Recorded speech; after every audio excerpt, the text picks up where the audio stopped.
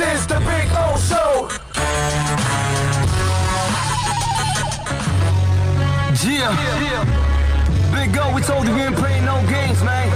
It's just truly, probably Pablo, Culture, Lord Productions. Good morning, South Florida. This is the Big O Show. You're tuned into the Big O Show. This is the Big O Show. This is the Big O Show. Judge, you tuned in to the hottest sports radio show with Orlando, a.k.a. the Big O. He covers all the South Florida teams, from the Dolphins to the Heat, well, you know what I mean. Monday to Friday, Friday Pablo in the Big O Show. Oh, on the radio, the top's where we gonna go. Miami, that's the way we roll. Locked on the morning show, we go. No one has a similar show. Talk sports, talk plays, talk live and direct. Because nobody do it better than Big O in the set. From sunrise, listen live, it's the best of the best. He's got the fans, got the heat, he's the best of the best. Big O, the only talking sports with a style. Break it a morning, it's Big O-N. Thank you for tuning in, keeping you glued in. Stay tuned, because right here's where the woman's in. Same place, because right here some of them begin. Simply call and just state your opinion. Real talk, sports talks, the Big O Show. Yeah, you love it, yeah, you like it, call him and let him know. Culture, probably Pablo, you know, now introducing the man of the hour, Big O, a.k.a. Orlando Gary. Yeah. I also was one of those guys that liked the Heat. I picked the Heat to win this series, and primarily because of the way these two teams are going to close games if they're close. And you saw what Jimmy Butler did, and this is what championship teams look like. They have a guy that can go get a shot from anywhere on the floor. And if you look at the way he closed that game, not only did he hit 4 buckets in a row when they needed it, it was 4 different ways. He went left and shot a finesse shot. He shot a pull-up 3. He shot a turnaround jumper in the post, and then he hit a shot going hard right for a pull-up 15-footer on the baseline. So there's no way that you can really, contain him, because he's got an answer for whatever the defense calls for. When you contrast that with what the Bucks have to do late in the games, look, it's the same thing that reared its head in an ugly fashion against the Toronto Raptors. As great as Giannis Antetokounmpo is, he is a straight-line dribble guy. And if you take that away from him, he's not going to be very clever with the basketball to escape situations. He is obviously not a guy that you can count on to make mid-range or long-range jump shots over the top of the defense. He struggles with that. He was 4 for 12 from the foul line and missed 2 big ones during that stretch when Jimmy Butler was closing the game. And then Chris Middleton, also a guy that is a good scorer in this league, but he's not someone that could do the kinds of things that Jimmy Butler could do late in the game. So I do think the Milwaukee Bucks are in trouble, because I think the Heat are exceptionally well coached. I think these are going to be close games. And in close games, I actually trust not only Jimmy Butler, but Goran Dragic I trust more as a closer, I think, than the Bucks' best 2 players. So they are in some trouble here, and the problem is going to be Miami presenting things defensively that I think Giannis Antetokounmpo is going to have a hard time overcoming in the fourth quarter. This is the Big O Show. This is the Big O Show.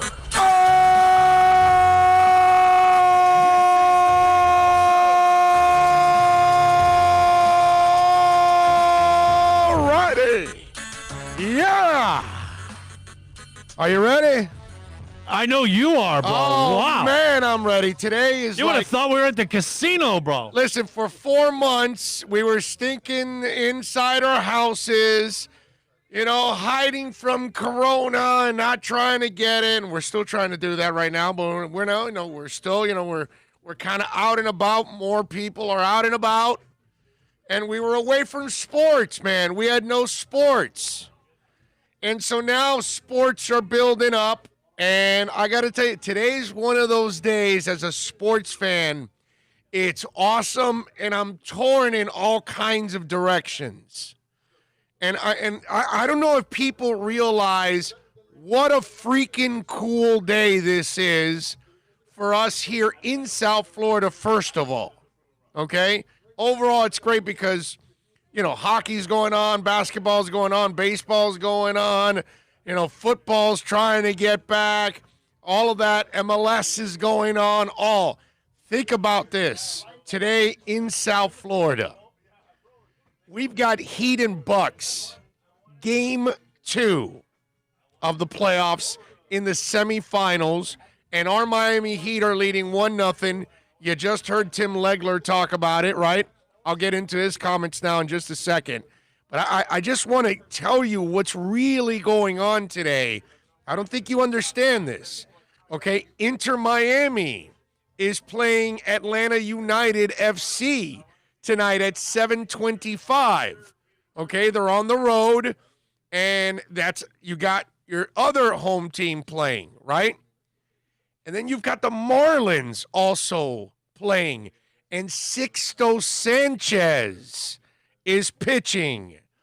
And this kid looks like he is going to be must-see TV every time he pitches. So you think about it, you may not be a soccer fan, you may not be a baseball fan, it may not get I love all sports, okay? I watch all sports. I support all our local teams, of course, because I'm a hometown guy, born and bred here. So that for me, I bleed South Florida sports. And I'm going to be at the hockey game, at the soccer game tonight. I'll be at Inter Miami Stadium calling that game. I'll be watching the Heat on one TV, and I'll be watching the Marlins on another. You know what I mean? I'll have two different iPads going because I want to see what Sixto Sanchez does tonight. You know, Marlins won again yesterday. They're 16-15. So hopefully the Inter Miami squad can pick up their first road win of the franchise career tonight in Atlanta. That would be awesome. They need to play a little better, and the Higuaín rumors are growing too. That it looks like it might be happening. But my point is, at least for people like me that are hardcore local fans of the South Florida teams, this is a night where it's going to be a lot of fun, man. Okay? Obviously, we want the Heat to win, and we want Inter to win, and we want the Marlins to win. But there's a lot to watch tonight on television if you're a local fan. You know, I saw him. I was just pumped up about Sixto Sanchez pitching. You know what I mean? I think that is just absolutely amazing. So I'm pumped up about today. I hope you are too. We're gonna have a blast today in South, and I look forward to tomorrow talking about all of this. You know what I mean? I hope I'm talking about a great Sixto Sanchez appearance. I hope I'm talking about an Inter Miami win over Atlanta United. That would be awesome because think about it. Matuidi has already got his visa. Now he's got to go through the what's that called? The coronavirus thing, the quarantine period. And then now Higuaín may be also, so now we're talking about the team really, turning the corner hopefully and playing and getting some more wins because they're so close on some of these games, on all of these games actually. And then obviously our Miami Heat. And you just heard Tim Legler talk a little bit about it. And it's going to be a lot of fun tonight, seeing if the Heat can take a 2-0 lead. And you want to do this if you're Miami because you want to put as much doubt into the Milwaukee Bucks as possible. You beat them twice in the regular season. They beat you in the bubble. Now you beat them in game one. So you've won 3 out of the 4 matchups this year. And I was telling you this on Tuesday that coming off the win on Monday, that if you beat them, you go up 2-0, you kind of put a serious doubt in their minds. They're not going to have the same kind of confidence. Now they've got to beat you, okay? 4 out of the next 5 games in order to eliminate you. That would be, that puts you in the driver's seat.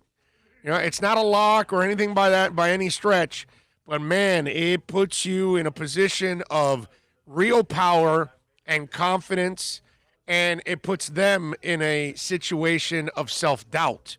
And that's what we're going to find out tonight, is if Miami can do that again to the Milwaukee Bucks.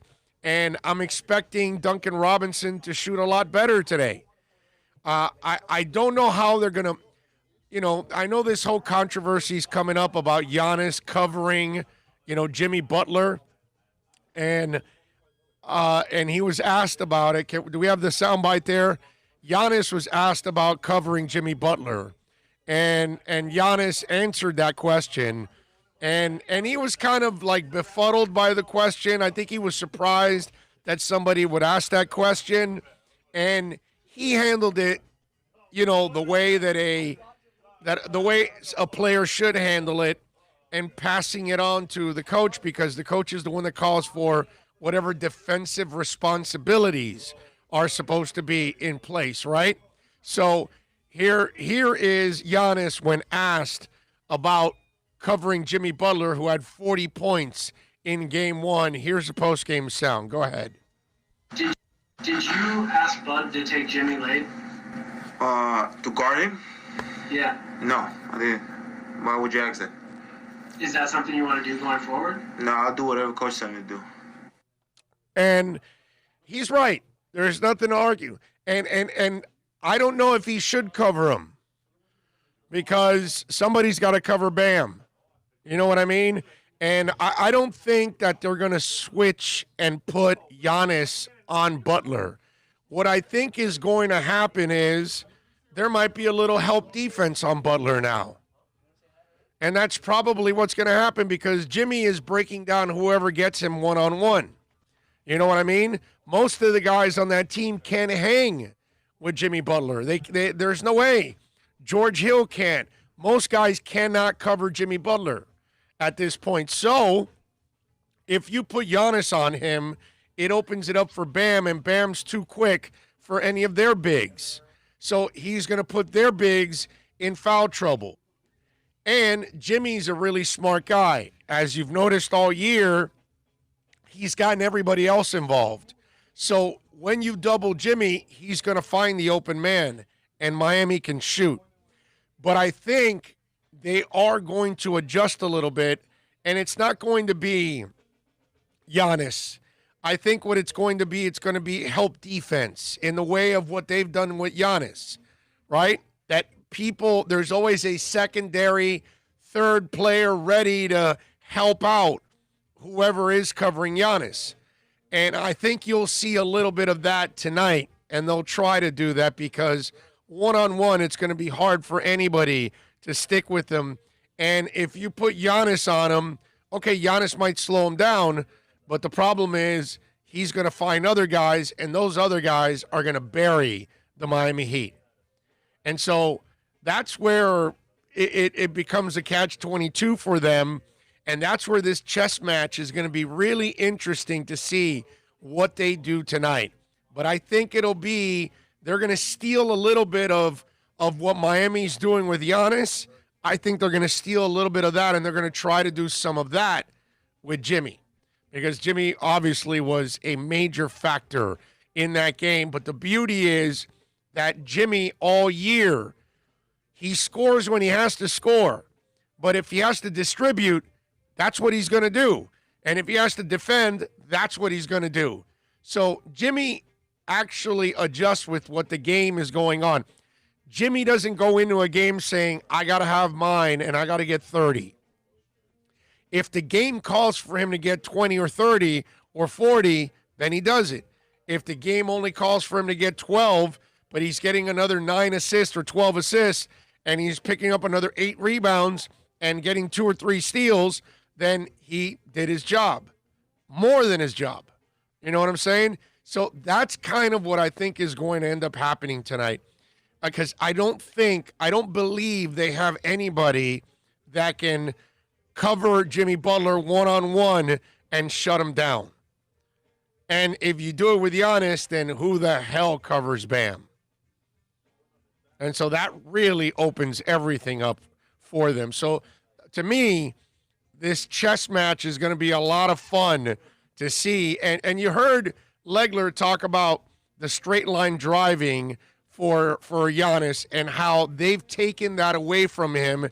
And now he's going to have to zig and zag a little bit, and that's not his game. And again, you're also forcing him to shoot from the outside, which is not his game, which we talked about that, on Tuesday, that once you allow Plastic Man to drive, it's over, bro, because he doesn't even have to be next to the rim. He can be 8 feet away from the rim and lay it up because he's so damn long. It's just crazy stuff when it comes to him. So I just think that this whole dynamic is going to be really interesting the way they handle all of this. A component I'm interested to see, Yes. if Duncan Robinson gets going, and we know that their three-point defense is not very good, it starts to pull people out, like always, and then it opens it up for Bam, more space to work. Yeah. More space for Draj and Butler both to drive. Yeah, Jimmy, yeah. Do the kick. Man, if Robinson can get going, I think that's another component that they have not seen, you know what I mean? And it's like, man, pick your poison. What do we do here? Yeah, but what people don't understand is that even covering Bam, he didn't blow up for points in the last game, but he had 17 rebounds. So Giannis couldn't stop him from being a force on the boards. And remember, they were a force in the paint, 42-24. The advantage was to Miami in points in the paint. Okay, rebounds 46-34. So, Brook Lopez, I wrote it down. Where is it? Brook Lopez. Yeah, he had 20-some points. No, but that's not my point. 24 points, right? 4 of 6 from three-point range. That big goof had 1 rebound. Talk about being boxed out, huh? That big-ass goof had 1 rebound. Okay? That goofball had 1 rebound. I got a problem when I hope he does it again, but if you were on my team and you got 24 points, you're a 7-footer and you had 1 rebound, and you're a Heat player, I'd be ripping you. Yeah, it's nice you got 24 points, but what are you doing, bro? You're 7 foot. Your team's getting out rebound and you're not helping. So that's what I'm saying is they're not a great defensive club by any stretch. And so they have some length to them. They have a few shooters. They have a freak that is really hard to match up with. I get all of that, but they're beatable. They're beatable because they have weaknesses on defense. And they're not as fundamentally sound. And, I remember when I tweeted out after the first quarter, I said, yo, relax, because Heat fans were overreacting. It's like, chill out. They can't shoot like that. And can they do it for a game? Of course anybody can go for a game and shoot lights out. And if you're Orlando, you can surprise Milwaukee for a game and all that stuff, and it's really nice. That happens in the NBA throughout the year, that you just run into the hot hand and they shoot lights out. Anybody can do that, but Milwaukee's not going to do that on a consistent basis. Okay? They're not. And I knew it after that first quarter. It was like, okay, things will even out. Miami will make their run. They'll get back in this. And sure enough, and they ended up winning, which is pretty amazing. But if you kind of look at the matchups here, this is why Miami has had success with them. And this is where the Bucks are in a real dilemma now. And they've got to figure out how to figure out Miami.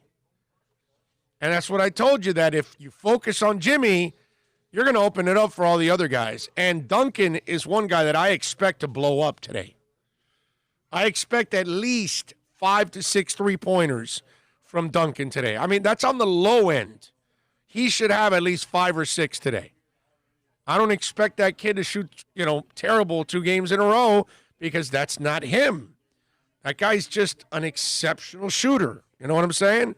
What is he, second? He's in the top 3 in percentage made. Yeah. And he's got a counter for, balance out the scale. Yeah. Yep. You know what? You know who led the league? You know who led our team last game in assist? I don't know. Bam. Bam had 6. Draj had 5. Right. Bam doing other, like you said. He doesn't just have to score. No, he had an awesome game. And that's why if you take Freak off of him or you don't pay attention to him, then he's going to get 25, 30 points on you easily. Ian from Brooklyn is number 1 checking in today on the chat board. Josh is saying, what's up? Gus 1388. It says it's 2 for me. And Gus, thank you for a couple of the stories that you've sent me lately. Julius 305 in the house. Blaine crazy. I don't know what that means. Have no idea what that means. When you guys throw some stuff out like posted, and I'm like, what is that? Say, congrats to Patrick Mahomes and his fiance on the engagement. Go Heat. That's what Josh says. Samuel Rabina says, what's up, Big O and Bill? How about the Marlins? Nice win last night. And they have 6-2 on the mound tonight. Yep, I've been talking about that. Big O sounds like he's been shot out of a cannon. Yes, I have. Today's a great day, man. Today's a really fun double sports dipping day, today. man. You're double dipping. Well, triple dipping if you throw in the Marlins, right? Yeah, I mean, and then tomorrow we got the 2 show. We're back at high. Like, things are on the up. Yeah. Let's keep wearing our masks. Keep washing our hands. Everybody social distance. I know we're getting opened up. Be smart, please. Yep. New York City Kane is in the house. George Albanese is in the house. Troy Ortiz is in the house. Matthew Walker, Clifton Wellman. Mark McIntyre says, Bucks are nervous. They wish they had time to do, as Iverson said, practice. And Raging Dolphin Maniac says, good afternoon, folks. Thank you all out there for chiming in on the chat board. Make sure to give us a thumbs up on the like there and share it also and subscribe. Make sure you share that. Send the link out to a friend on a text. Post it on Twitter, Facebook, Reddit, whatever it is that you use in your social media worlds. So we've got the NBA tonight. We've got the Heat, 6:30 tip against the Bucks. Game 2. Let's see if they can make it 2-0, which would be awesome. Inter Miami. They are taking on Atlanta United FC. And the over and under is 2.5. Start time is 7:25. The Inter Miami squad has been rumored to be close to a deal with Argentine forward Gonzalo Higuain. I have no idea. I am not breaking any news because I don't know anything. Is he a beast? He's here. He would be a hell of a player. Is he a 10? Is he a 9? Is He's he a an 9. 8? He's a forward. Okay, so it would be 2 like a Pizarro. Pizarro, yes. Pizarro. Okay. Yeah, it would help out. It would help out Pizarro immensely. But it's not the 10 you're looking for. Well, no, Carranza and him, along with Robbie Robinson, and you start to add pieces now. You have more attacking pieces, and Higuain would be a guy that you can use in the attack, and he's a good player at this point. He'll be a great player here, actually. So go with the Morgan and Nugent. Huh? Was it Morgan and Nugent? Morgan? Morgan, the guy that sets up Gwyn, our. mean? Gwyn. Is it Gwyn? Yeah, well, they'll bring him off the bench. Right? Yeah, you still want him at the 6th. Well, I would like them to bring him in a little earlier, but he doesn't use him in every game, but I think he should. But again, I think the coach is still trying to figure things out. He gave the lineup that had success in Orlando, he gave them another chance. So it'll be interesting to see if he has any tweaks after a poor performance against Nashville. So tonight we got that going on. Is this a game we should win, No, it's not a game you should win. It's a game we should be in it. You have a shot to win it, okay. But now you should. The last game was the one that they should have won that game. All right. That one they should have won, actually. So this is a little bit of an uphill climb. Yeah. And it would be a really good win. Yeah. It would be a really hard win if it was a real road game and normally 60, 70,000 in their stadium. That would have been, really difficult for our team. Because of the 2.5, you bet the over. Is that correct? I'm still going over. Okay. I'm always going over on 2.5. Mark McIntyre says Bucks are nervous. Pat Nashville says no one is talking about NFL referees starting the season without practice. They could be sloppy too. Yeah, Pat, but it's at this point. But they have at least they have video to kind of correct some of their mistakes, whereas NFL teams can't rewind and go back and look at it and fix it. So, they have an advantage at least over the players that they got a shot at whatever they get wrong. They could actually correct it sometimes. Whereas the players don't. It's going to be a sloppy season, no matter however you slice it. It won't be sharp for anybody. Ronald says the Heat are an exciting team to watch It would be awesome if they pull off the upset. Boston, Miami would be pretty cool, fun conference finals. So you got Toronto out already, huh? And let me tell you something. Yesterday, I watched the game. Obviously, we ended up going 2-2 on the. I got both games right on the spread. I told you to go with Denver -1. They won by 2. I told you to take the Celtics, and I think the Raptors were favored, right? If I'm correct, they were favored, right? They were, they were favored by 1.5, and the Celtics won 102.99. But then I told you to take both overs, and they both went under. I thought we were going to get a lot more points, and we ended up getting defensive type games. Although the Denver-Utah game started off in a way that I thought, okay, they're going to reach the over, and I had a shot to go 3-1, but nope, we went 2-2. So watching the Celtics-Raptors game, and you're already giving the Celtics, which they're up 2-0. I'm agreeing with you here. But what did I tell you guys? I think it was yesterday, right, or Monday. One of the two, I forgot when I told you about Toronto. Toronto has to prove that they're the team of last year, not the team of all the last couple of years. Okay? Really good regular season team, but in the postseason, they're never good enough, and they don't have the players to get over the hump because Lowry and DeRozan were not stars. They were all stars, but not stars. What you saw, put it this way, what you saw Jimmy Butler do 2 nights ago, you've never seen DeRozan and Lowry take over a game like that. And that's where Jimmy has a shot at sending a real message like, no, I'm better than what you think I am, Orlando. Things like that. And so now I told you that Siakam and OG are going to have their opportunities in this series to prove that they can be stars, right? And so far, in 2 games, Siakam and OG have not proven to be those guys. Forget Lowry. Lowry's never going to be that guy. He already had several opportunities. And the Toronto Raptors, that's why when you say Boston and Miami would be a pretty cool Eastern Conference Finals, you're already giving it to Boston. And guess what? I'm with you. I'm giving it to Boston too.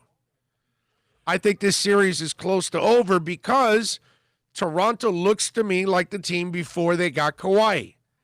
The team that, we're great in the regular season, but we don't have the guy in the postseason to really take us over the hump. And their hope was that Siakam or OG would turn into that. And OG has shot well from three-point range, but he's just a complimentary player. He's not a frontline player. And Siakam was the guy that we kind of looked at and said, okay, this is a guy that has star quality to him. But he hasn't stepped up. And so now they're down 0-2. And somebody better turn out to be a star on that team because if not, they're out in 4 or 5 games. Sounds like those 3 guys, Lowry, Siakam, they're 2s and 3s. Not right. Nobody's a 1. Nobody. And that's Lowry was already a 2 or 3. That's already proven. To be a good team, Lowry, if he's your 3, you're a really good team. Yeah, you're a really good team. Yes. But he's more like he's the 2 or the 1. You know what's the difference of the game last night to me, Smart and Walker woke up in the 4th, man. Right. I mean, 16 points in a row. That's why you need a star on the other side. That's the kind of stuff that, like, Vinny the Microwave used to do in Detroit, or Eddie. Tatum's a star, bro. Yeah. Oh, yes. Tatum's a star. Like, that's a stud, bro. That's a badass. And that's what Siakam has not proven yet, that he can be a Tatum. That's the problem. They're all Jaylen Browns. I like Jaylen Brown, but he's like a really good complimentary player, not a star yet. Tatum is the star. Marcus Smart, really good complimentary player, man. Really good. And the way he's improved his shooting, because he's gone from being the defensive guy that can hit a three-point shot every once in a while to the defensive guy that has now become an absolute offensive threat. Now, Smart was just monstrous yesterday, 6 of 11 from three-point range. So, yeah, I'm with you, Celtics, and if the Heat can get through this, that would be a really interesting series because Toronto, for me, unless I see a star grow up somewhere in the next couple games, I don't know how they survive this series. I really don't. Let's see. What else do we have here? Romeo Garcia says, good morning. NYC Sports says, what's up, Big O? Miss you being on Sirius Mad Dog. They let the great Jamie Dukes go, but they hired Linda Cohn. She is great on Sports Center. Hey, man, listen, it is what it is, man. We're happy with what we're doing, and we're happy here on our podcast. We get to control everything, and nobody tells us what to say or do. And so, and listen, you don't have to miss me on Sirius. You can listen every day here on our podcast, and you'll never miss us. You know what I mean? So it's really easy. If you can't catch it live, go to Spotify, iTunes, Stitcher, Google Play, SoundCloud, yeah. all of them. They're all there, man. So every day it's podcasted complete and in individual segments and hours and half hours and all that. So you can listen to it every way we slice it up and check it out. So it's all good. You hit those podcast spots, you'll be over inundated with Big O. Yeah, exactly. Mauricio Bautista says, how you doing? Oh, what do you think of Zito coming on board to lead the Panthers? I don't know. He's just an assistant general manager in Columbus. I don't know. We'll see. You know, he was, credited with them improving and all that. And, Dale Talon won championships and got Patrick Kane and company over there and couldn't do it here. So how about this? Let's congratulate the Panthers on finding their general manager. Now let's see if the general manager knows what the hell he's doing. Okay? That's all, because who the hell knows? I have no idea, dude. I really don't. And we just went through it. We thought Saban was going to be great, and it didn't work out. We thought Parcells was great, and it didn't work out, right? We thought Dale Talon was great, and it didn't work out. So it happens. We thought Jimmy Johnson was going to be great, and it didn't work out. So I don't know what to tell you. We've had the guys that were proven. This guy hasn't proven anything yet because he's an assistant general manager. He's never even been in charge. So whatever players went through Columbus, I don't know how much he really had a hand in it. I know he did well with the AHL team or whatever, the minor league team. They won a championship a couple years back, and that's fantastic. But I don't know what the guy is. I know he's got two great owners that will spend and allow him to win, but I don't know if he's the right pick or not. I'm not smart enough to know, or even smart enough to give you an educated guess on it. So that's really my problem. Mike No-Go Zone says Gonzalo Higuain would be amazing here. He would. He would be fantastic. Herman Cueva says buenos dias. Let's see. Tall Ken Chit says the self-editing too. I don't know what that means. Let's see. What else? If she's a brutal radio host, say it. I have no idea. Don't listen to her on radio, so I have no idea. Before we get to the bottom, yes. Let me ask you, because I was thinking about this last night. Obviously, we saw the Game 7, Denver, Utah, right? And we know that it's been one day off and you play. And you know the last few years they've stretched out the playoffs and there's 2 or 3 days off in between, even when you go to the visit, and you're there for 6-7 days to play 2 games. And they're dragging this out. But we see in Game 7 last night, man, them guys had no legs. You could see the shots in the third and fourth periods.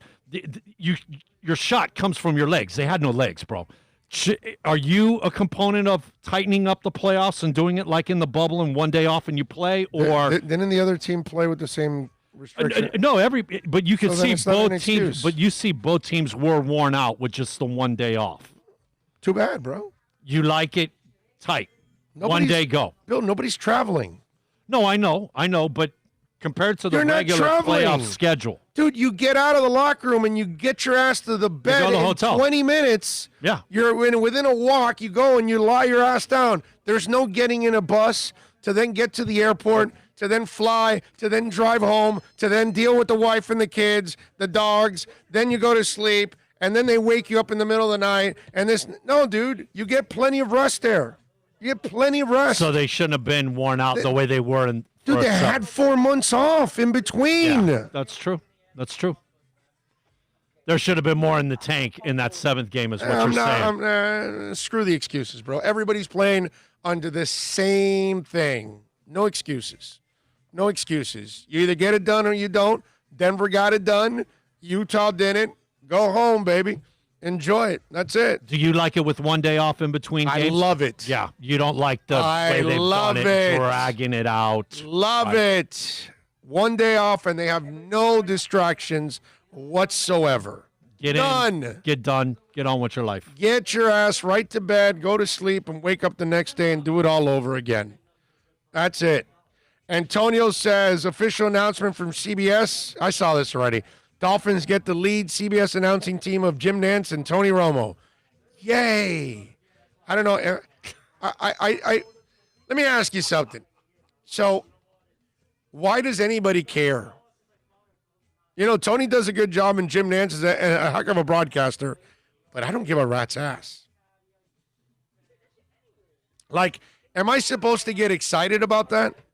Dude, I'm excited if the Dolphins kick the Patriots' ass. Okay? I don't care if you have Bugs Bunny and Wile E. Coyote calling the games. I don't care, bro. Doesn't bother me. I don't care if you get Mel Tillis calling the games with the stutter. You know what I mean? It doesn't matter. Most of you had no idea. Well, I'm just trying to think of Stuttering John.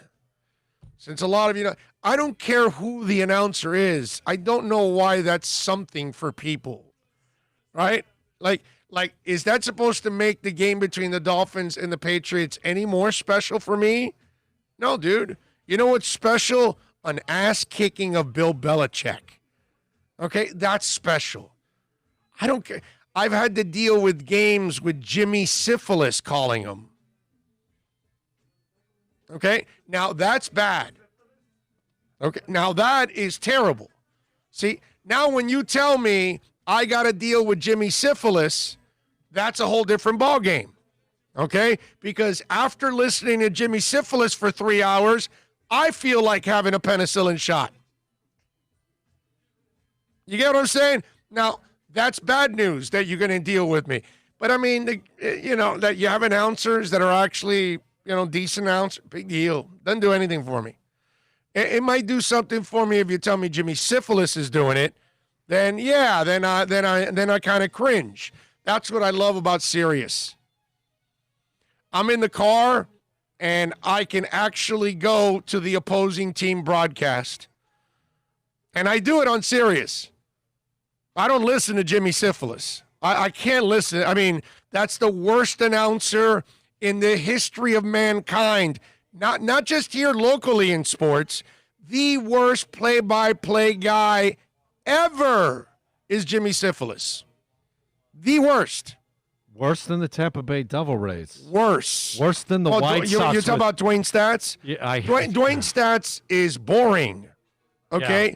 Jimmy Syphilis is terrible and boring. Another one I don't like, the White Sox. You could put it on the board. Get away from me. I don't know the guy from the White Sox. But I don't know know the name. You've heard it. You can put it on the board. I probably have. Oh. I probably have. But it's just like, am I supposed to get excited about Syphilis is another inept level. That Nance and Romo are there, it doesn't mean anything to me, dude. You know what I mean? It's nice, good for them, and I guess better for the broadcast or whatever. It isn't like the Dolphins are going to be like, oh, guess what? We got the number one team. We got to really play today. Yeah, the win is what's going to matter and the loss. Okay? That's how I'm going to react. Who the announcer is, I don't really care. Unless the announcer's really terrible, then that bothers me. But if you're competent, you do your job, well, that's what you're supposed to do, calling a game. But it's not going to make it any more special for me, the win over Patriots, if Nance is calling it. Doesn't do anything for me. It's like, oh, wow, we got Nance and Romo. Am I, supposed to be excited? No, dude, I'll be excited when we sack Cam Newton's ass and he fumbles, all right? And then we pick it up and take it in for a touchdown. That's when I'll be pumped up. That's when I'll be excited. I'll be so excited that I won't even listen or pay attention to Jimmy Syphilis. My Lord, that guy's terrible. But Antonio, thank you. At least you gave me an opportunity to talk about how bad syphilis is. Not just for you sexually, but I mean also in the broadcast booth. Let's see. What else do we have here overall? Dennis Akers says, no, Tua does not start. Why don't people see the Finns plan? Tua is the future. Yeah. Dennis, we talked about that yesterday already. We've been talking about it actually for months, that he wouldn't be starting. For months. And we were right. Okay? It's all right. I just kind of laughed because I end up being 99% right about all things Dolphins. It's just, if you listen to our show more often than not, when it comes to the Dolphins, we pretty much, guide you in the right direction more often than not. I'd rather hear the Bugs Bunny calling the games. I'm with you, bro. Well, if you're going to have Bugs Bunny, man, you got to have Elmer Fudd and fine. Yosemite Sam, okay? That's fine. Because he'd be a hothead and get all upset. I'd take it. Do his closest John Madden, impersonation. Anything is better than Jimmy Syphilis. Anything. Omar Lopez says, what's up? Mel Tillis, dating yourself, bro. Me too. Mel's dead, LOL. Yeah, but even a dead Mel Tillis is better than Jimmy Syphilis. Okay? Even a dead Mel Tillis. But if you get Mel Tillis, he's buddies with Terry Bradshaw. Bradshaw might try to sneak into the booth as well. They could call it right from the pool. He'd trying to leave the Cannonball Run. Right, exactly. Trying to leave the studio and get up in the booth. I'm telling you. The U.S. seems to be moving back to normal after the COVID thing. I'm wondering how many players are going to try to come back this year. Well, we did have 1,100 dead yesterday, so calm down, bro. Okay? Calm down. We still the death rate is still up there. We still had 40-something thousand cases. It's gone down for us in this state, but it's a country, not just a state. And there are other states now that are on the rise.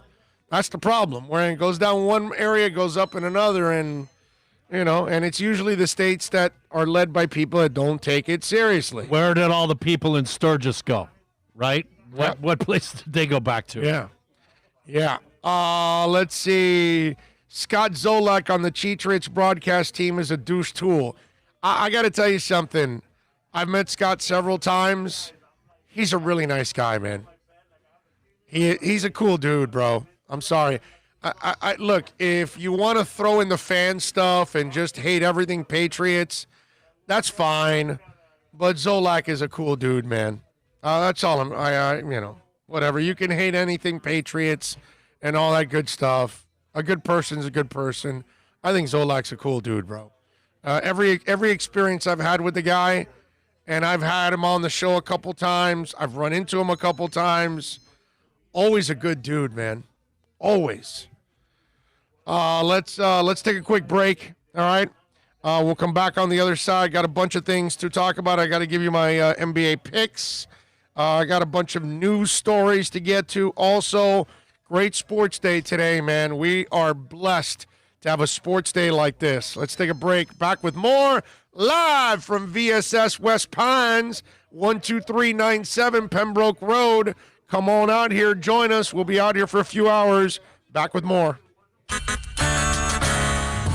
It's a buyer's market at Toyota of Hollywood. Over 1,500 Toyotas on the ground, and truckloads just keep on coming. Now pay up to 50% less. 2020 Camry, not $29,000, $17,775. 2020 Corolla, not $22,000, $13,775. Buy a new 2020 Toyota with 0 down and 0% financing, or we'll make your payments till 2021. At Toyota of Hollywood, the #1 volume Toyota dealer on 441 between Hollywood Boulevard and Sheridan Street. Are you tired of watching the same old travel videos on the internet? Well, then check out MikeNoGoZones.com, a travel documentary that's breaking barriers. I go to the places that the media tells you to fear, where no one else dares to go. Baltimore, Opelika, South Side of Chicago, and more. Go to MikeNoGoZones.com. America's safest and best-selling compact luxury SUV is at Acura of Pembroke Pines, and this is how we do it. RDX, $339 a month at Acura of Pembroke Pines, the #1 volume Acura dealer.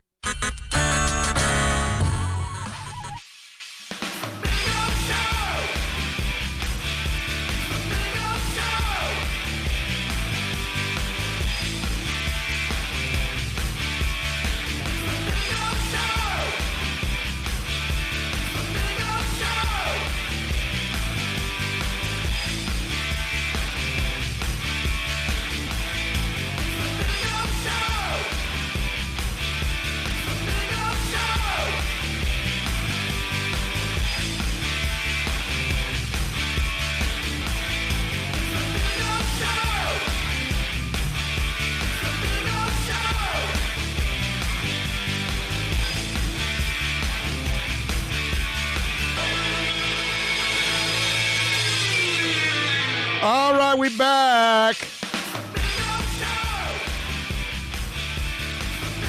Come on out here to VSS West Pines, 12397 Pembroke Road. Come on by and say hi. We'll be out here for a few hours. And don't forget, you mentioned me, 20% off. 20.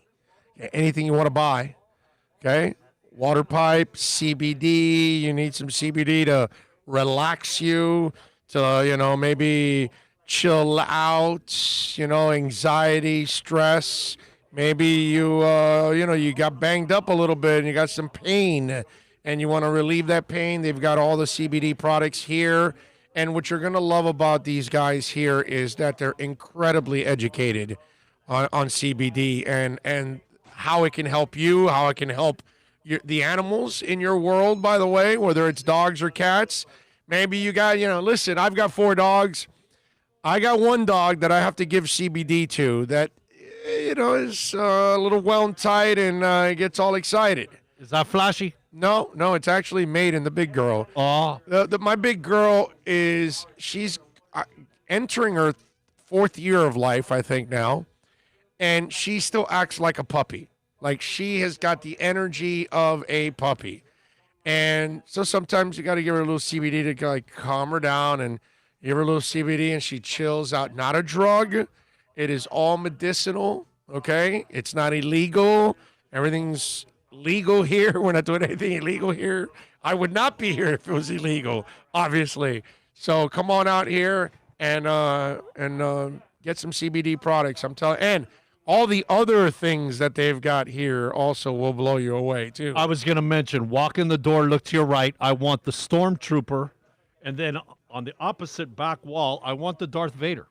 That's all. There you go. Just the Stormtrooper and Darth Vader, and we're out of here. That Vader is just absolutely phenomenal. You see his fists are clenched like he's ready to just wreak havoc. It's awesome. It's awesome. There's no doubt about that. And what's it called? Antonio goes, my mother can call the games for all I care. I just want Miami to win. Amen to that, dude. Amen to that. Amen to that. Let's see. What else do we have on the text line? Jesse, Minneapolis, giving us a little love on the Super Chat.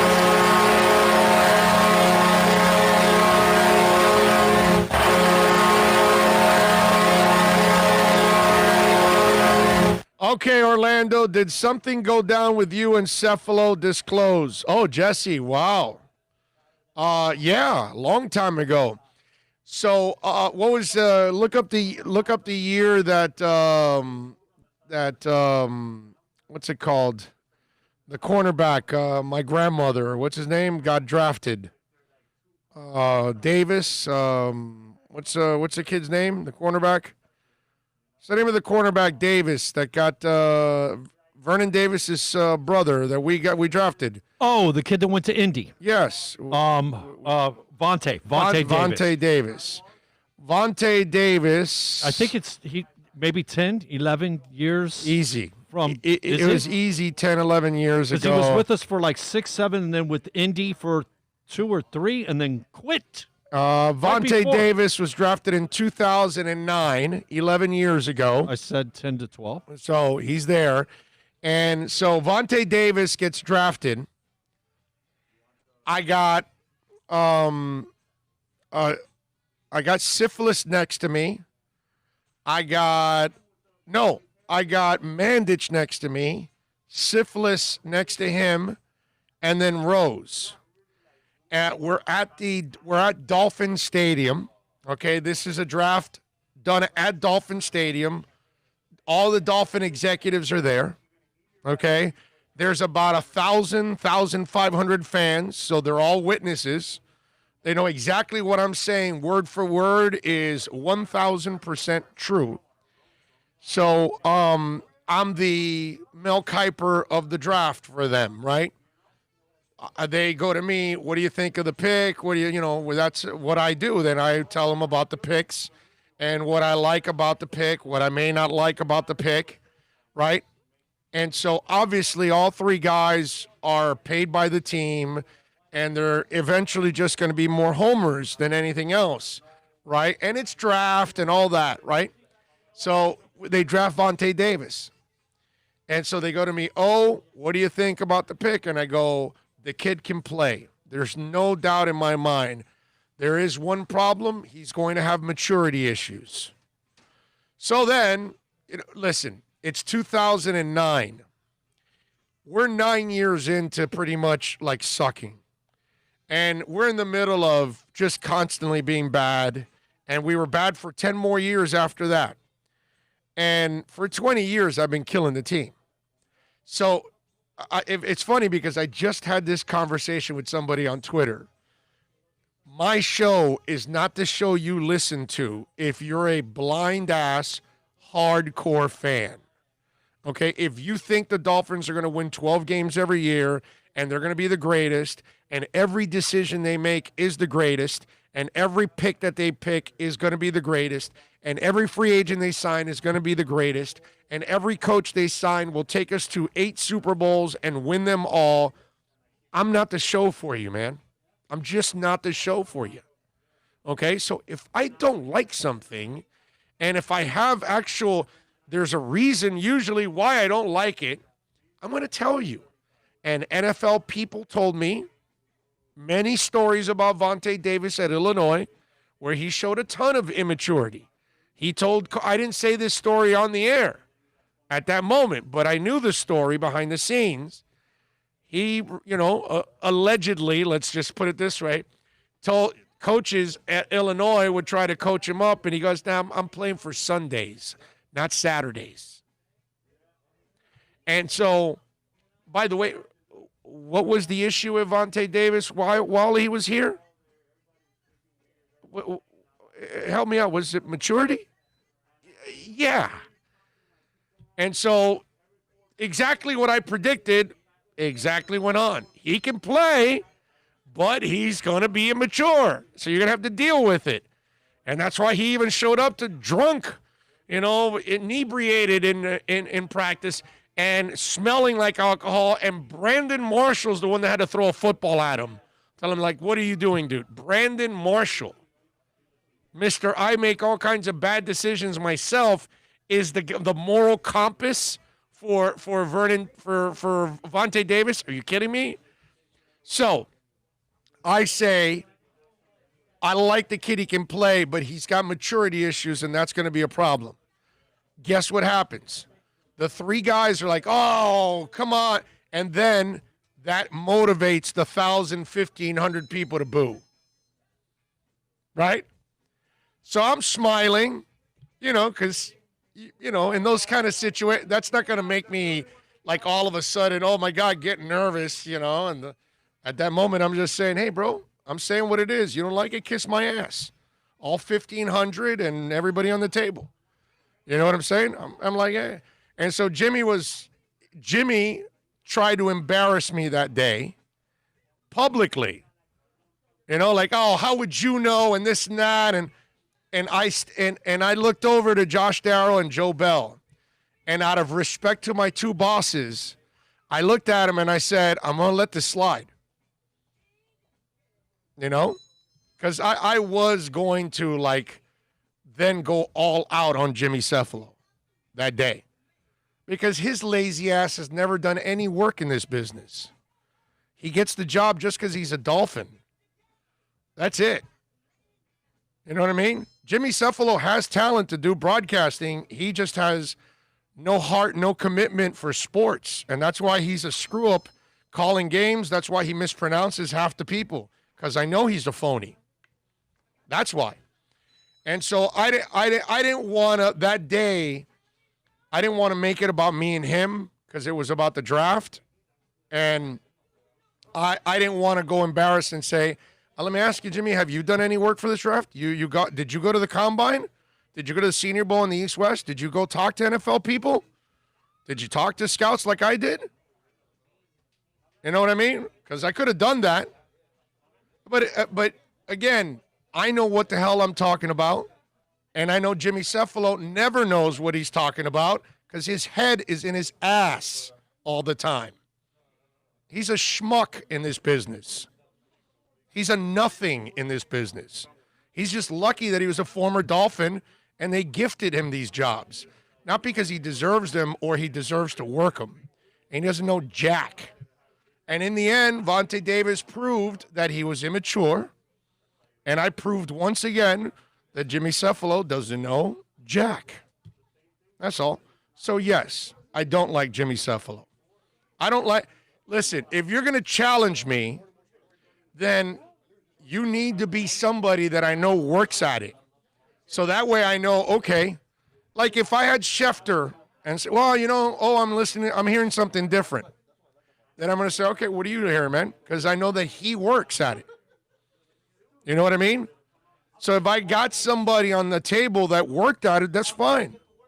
But none of the three guys worked at it, especially Cephalo. None of them ever do any off-season work. I do. Every single year I do it. So obviously I'm going to find out certain things about players that other people aren't going to find out. I'm going to find out things about executives and players and all kinds of stuff. I know several stories about Vontae at Illinois. That's just the way it is. But don't tell me that you just want to be negative. No, dude, I don't want to be negative.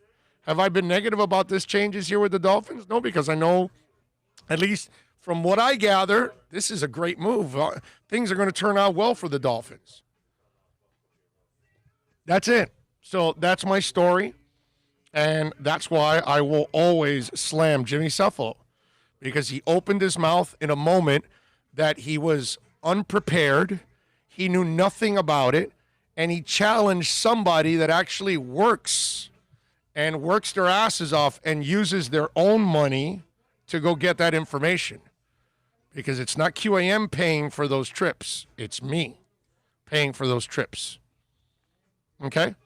So, when I'm going out of my way to go gather information, I don't appreciate some schmuck that knows nothing and goes and calls a game and his lazy ass just tries to read off the cards and mispronounces the names, and not only mispronounces the names, but he can't even get the broadcast right sometimes. He can't even describe what he's seeing sometimes. That's how incompetent that fool is. So, yes, I don't like Jimmy Cephalo. So, there you go. You got it? That's it. Dustin Feely says, your show is as honest and real as it gets. Thank you, my brother. Appreciate you. What's up, Dustin? Let's see. When Baltimore took Dobbins, which I was like, damn, because Miami was next, I really wanted Dobbins to. So Miami drafted Davis, which was a nice pick to beef up that D-line. Antonio, you build football teams inside out, brother. The running back position is it's the most interchangeable position in all of pro sports. So there is no reason to marry yourself to a running back at this point in time.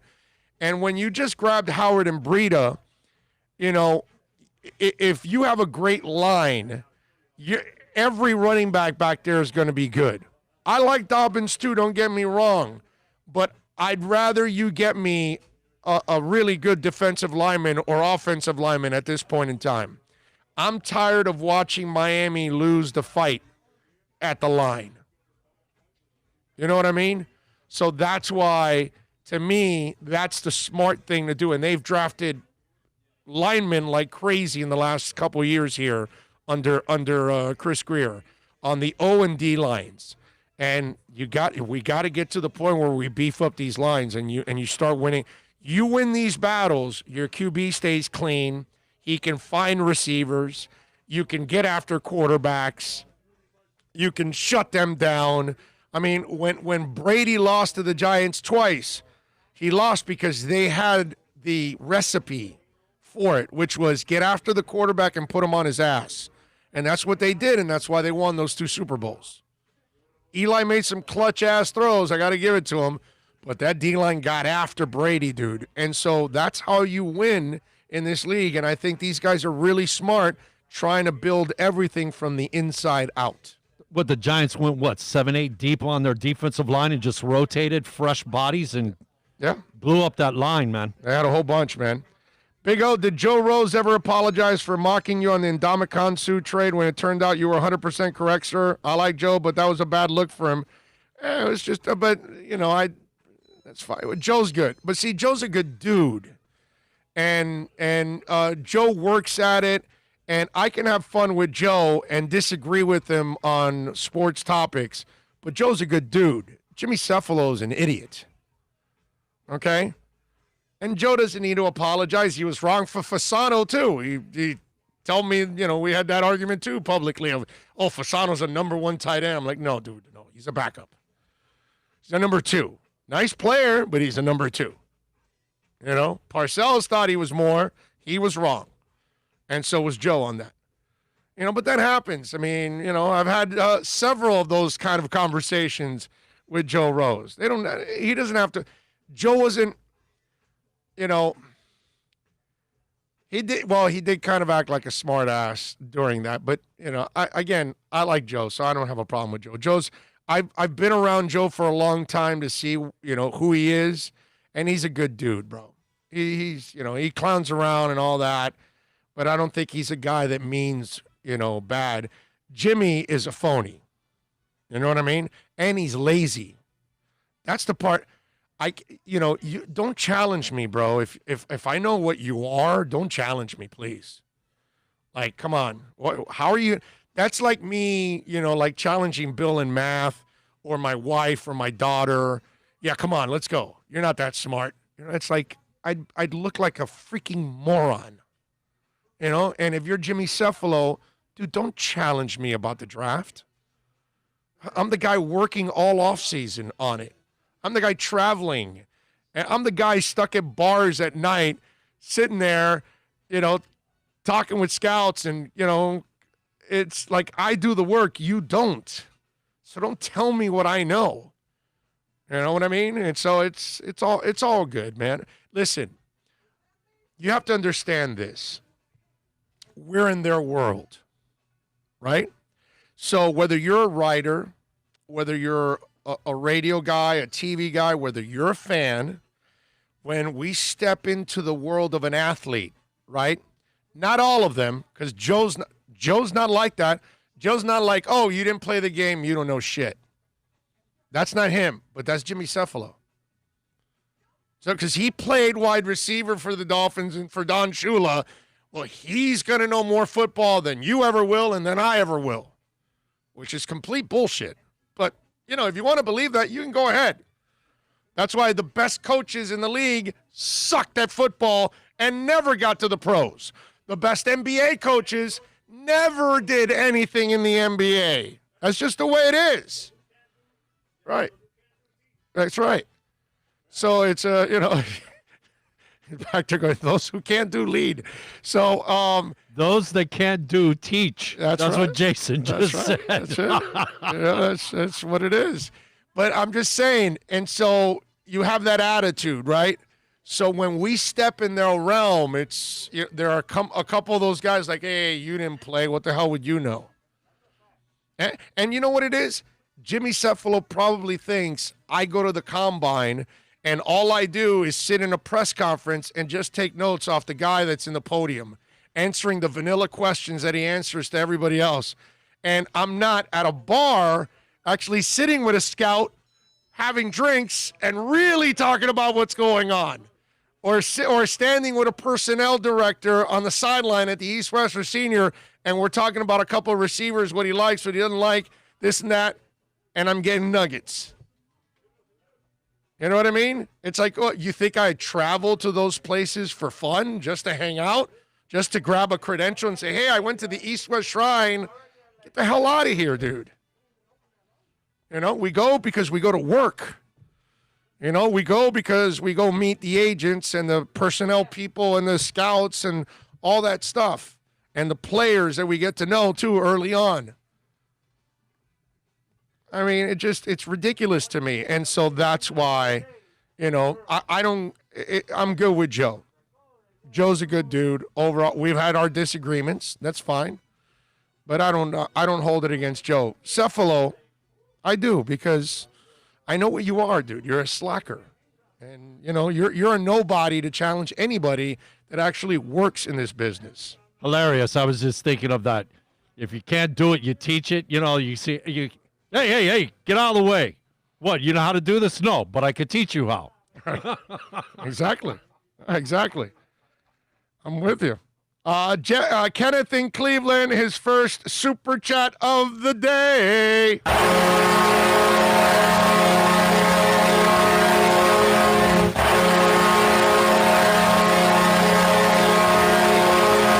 Says, Big O, we have a special guest, David Blaine. He just floated his ass into the Boom Boom Room. He heard all about the first-round talent in the Boom Boom Room. I don't blame him. There's always great talent in the Boom Boom Room. What is this with David Blaine today? Why are you guys all David Blaine? Is he doing something? Am I missing something here? I mean, I'm not really into the Magic stuff. You know, that's something I might watch if I got like nothing to do. Let's see. What do we have here on the text? When Baltimore took Dobbins. Oh, okay, I read that one. Jimmy S. Mickey Mouse. Big O, you have always been the Dolphin insider. Great questions in the locker room. The work in the combines are untouchable. Thank you, my brother. Appreciate you, Joe. Which of all the Dolphin reporters is the one you read the most, follow, and believe the most? Currently, Salguero does a good job. May not agree with him politically on anything, but he does a good job. I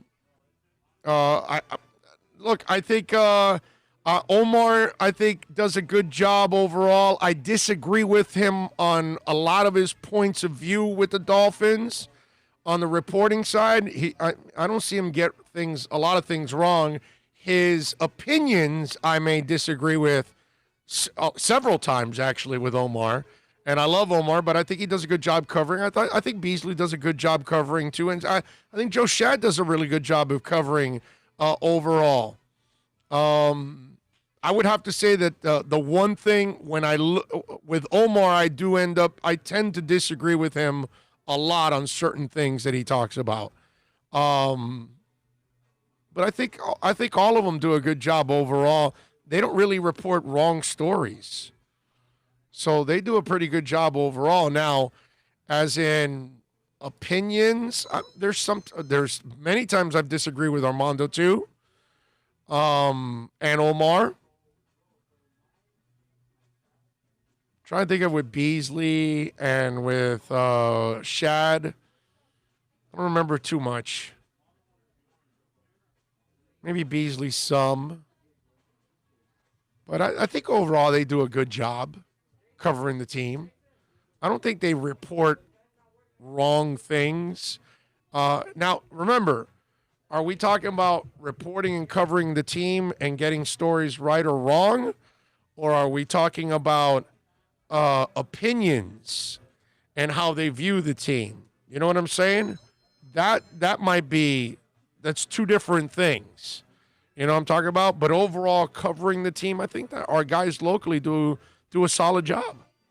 They're not usually breaking stories that are wrong and sending out misinformation. I can't say that about the guys. I think they do a good job. Let's see. What else do we have here? Cephalo is the worst. He uses names from the 80s, and he describes plays incoherently. No, he's terrible, bro. Back to work. Love the show. Keep it real. Oh, really appreciate the show. Thank you, Dennis. Let's see. What else? I like Rose, too, but he doesn't go objective. He ripped Arizona for drafting Kyler Murray after drafting Rose in the previous year. Guess who got traded from Arizona? So, Big O is being gracious here. Credit to him. Joe's a good dude. He was dead wrong about Sue. You know, listen, I like Joe. Most of the football arguments he and I had, I crushed them. Pretty much 99% of the time. I mean, that's just the way it is. I mean, if we want to call it like we see it, okay. Usually in the football discussion, somehow or another, whatever, when he was arguing with me about something, he was normally on the wrong side. Okay? It's not just Sue and not just Fasano. It happened several times over the years. That's fine. That's, neither here nor there, but he's still a good dude. Okay? We can agree and we can disagree. You know what I mean? And it's all right. It's all good, And I know he was trying to play the... He has a shtick that most of you have fallen for a long, long time. He's Mr. Positive on everything that they do, right? He doesn't question anything early. He won't do that. Like when they hired Philbin, I said, terrible hire. Not going to work out. Right from day one. He won't do what I did with Vontae Davis. Oh, he can play, but he's immature. That's going to be a problem. And, he won't do any of that. Every hire will be great. He'll wait till after it's gone sour, and then he'll get on the bandwagon because with everybody else, so he can kind of ride it. But he plays both sides perfectly. That I give it to him, okay? So the Sue deal, he's going to spin it like it's a positive right away because he's working for the team. He can't call it a crappy deal, right? Even if he thinks it is. I don't think in that case, I think he was dead wrong about Sue. He actually thought he was fooled, like a lot of you out there, thinking that one guy was going to change the whole defense, which is just stupid to think that. And so, he got suckered with it. You know what I mean? But hey, what are you going to do? But he's a good dude overall. You know what I mean? I won't hold it against him. So if he was a boat, he wouldn't be riding in the waves. He'd be in the back in the wake. Yes. Basically. Yeah. But it's cool the way he does it. He since he's an announcer, he plays it the right way. Let's see. Bill, there are those who teach that can't do it. The difference is they have a career doing it first. But most academics who teach have only taught their craft. Okay. All right. Oh, you haven't had Omar on the show for a while now. Are you going to have him as a guest anytime soon? I would love to have Omar on. I don't know if he's still being paid by radio.com, by Intercom. That's what. That's why I don't have Beasley or Omar on, or even Armando. I can't get any of those three on because they're being paid by Inter. Although I think Inter doesn't have any money. I mean, Intercom, not Inter Miami. Intercom, I don't think has any money anymore. I think they may not be paying Beasley Omar. I might be able to get them on. Drew Boot says, "Who got blocked? Anybody?" No, not today, bro. Today we haven't had any. Not yet. There's still plenty of time in the day, man. Let somebody step out of line and let you gut them and cut them. Yeah, and Drew Boo set people up. He goes, if you're new here, O loves to be told what to do. Please do it. This guy's got bait. He's chumming the water, man. Herman says, Inter Miami is loaded with money. LOL, yes. Yeah, they got a little money over there. Yeah. They're not like Intercom, who is broke. Intercom's broke. They're Their printers aren't working. They have no fill-ins. They can't put together a whole lineup all day long. They can't sell anything anymore. It's really bad, dude. They're cutting salaries left and right. It's such a poorly run business. But then again, I mean, look who you put in charge. You know, you put some people in charge that have no idea what they're doing. It's interesting how in that business, the people that are in charge have never accomplished anything in radio. They've never done a radio show that's been successful. So they've never had any kind of connection with any kind of audience. They've never built anything like that. So how would they know? You know what I mean? It's interesting how somebody that doesn't have the experience of doing our job at any level in a competent fashion, and then they put them in charge. It's nuts, man. It really is. But that's the way of the world. That's kind of like making an accountant your GM, right, of your team. Yeah. Drew Boo gives us a little love on the Super Chat.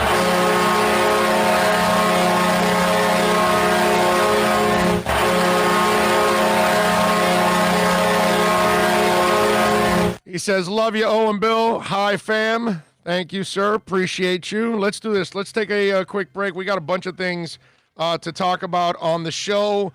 I got a bunch of stories that we want to get to here. Got to give you my picks also in the NBA tonight. What else do we have here? I do have some funny stories also that I want to share. And I got some Heat sound, too, I want to share with you. We'll do that when we come back right here on The Big O Show.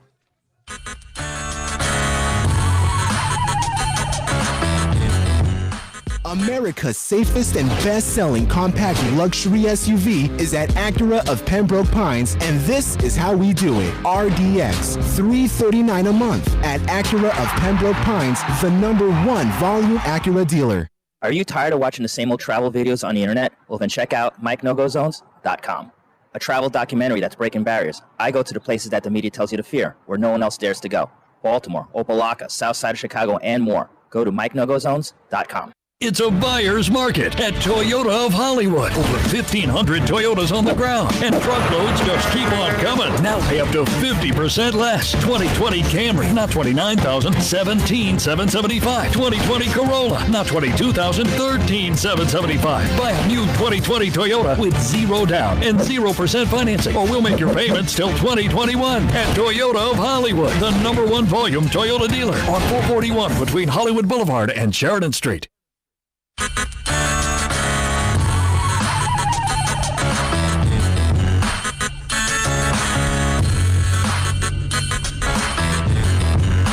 This is the Big O Show. This is the Big O Show. This is the Big O Show.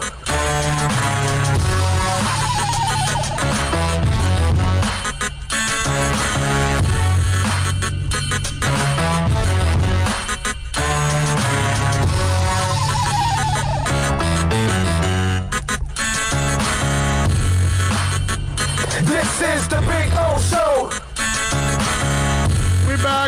We back. And Kenneth in Cleveland has already struck again for the second time today. Another super chat.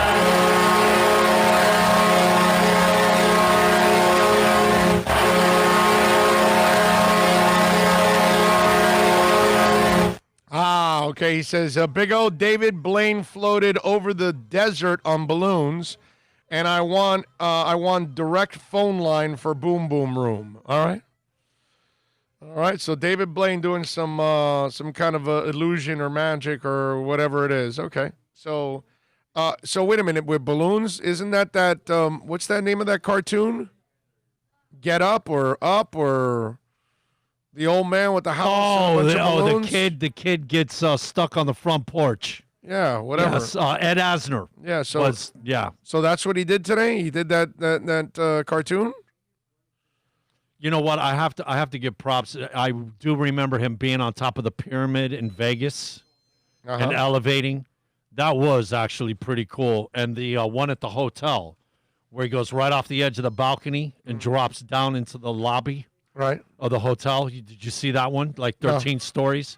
He literally just goes off the edge of the balcony. It's one of those ones that, the middles where the lobby is and all the rooms are around in a box, and literally just floats down to the middle of the lobby in the hotel from the 13th floor, right off the edge of the balcony. Just so you couldn't find the string?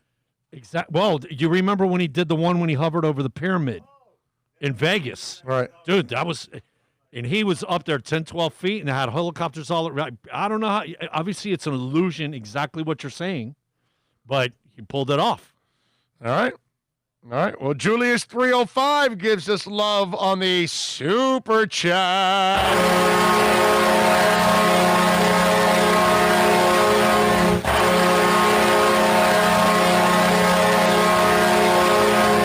He says, Big O, what's wrong with the phone lines today? Come on, man. Or he put Bill, actually. What's wrong with the phone? Yeah, it's Bill's fault, actually. Blame Bill. He broke the phones. RVA in Richmond on the text line says, good morning, Big O. Who's replacing Raekwon McMillan? That's an interesting question when you think about it. Who would replace Raekwon McMillan at this point? Because at linebacker, I'm going to say it's Hill, Grugier, Elon Roberts, and maybe Baker, Gruhill, and Van Ginkel. All right? I'll go with that. That might be your starters. Van Ginkel, Hill, Grugier, whatever, Grugier Hill, or whatever it is, and Jerome Baker. I would go with those three as my starters. I don't know. Maybe Landon Roberts gets in the mix instead of Grugier Hill, but I think it's going to be one of those two guys probably.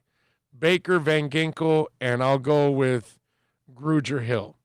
How about that? Yeah, that's Camus. Herman says reporters are mentioning Camus. That's the Grugier Hill guy. Camus, Grugier Hill. That's the guy. So I would say Camus, Van Ginkel, and Jerome will be your three guys. Elandon Roberts might be the fourth guy. Okay? Something like that.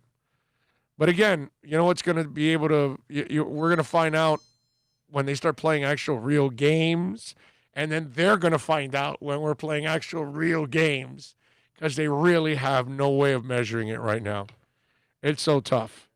It really is. Let's see. The word on the street is that Intercom is paying Hawk and Crowder with 99-cent Taco Bell bean burritos instead of actual wages. It's bad, bro.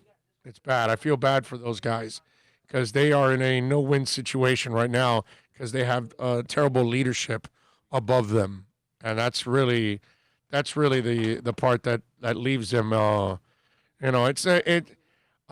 laugh at Intercom because they're a joke, but I'm not going to laugh at Crowder and Hawk. Those guys are good dudes, and they're dealing with a bunch of crap right now, and so is Joe and anybody else that works for that company, what's left of that company. So it's tough, man. It really is.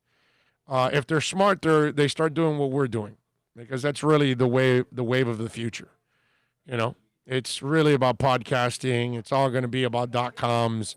It's not going to be about radio stations anymore. People just don't have time to sit there in their car and listen to all those commercials. They just don't want to do that anymore. I know it. I see it. So it's funny because on our podcast, our numbers in the mornings and in the afternoons skyrocket. Because an afternoon drive, a lot of people are downloading our show, man. It's like 90% of our downloads, or maybe 80% of our downloads are done during drive times. And the drive time for us goes through 9 o'clock because of the West Coast. It's funny. So people even out west, we're getting more downloads, obviously on the east side. But as you go west and the time goes, at 9 is when then it starts to drop the average from 9 till like 5 in the morning, 5:30. And then it starts again till like 9 or 10 a.m. It's weird. Yeah. It's like that. Yeah, it's a strange thing. Weapon X United with a strong super chat.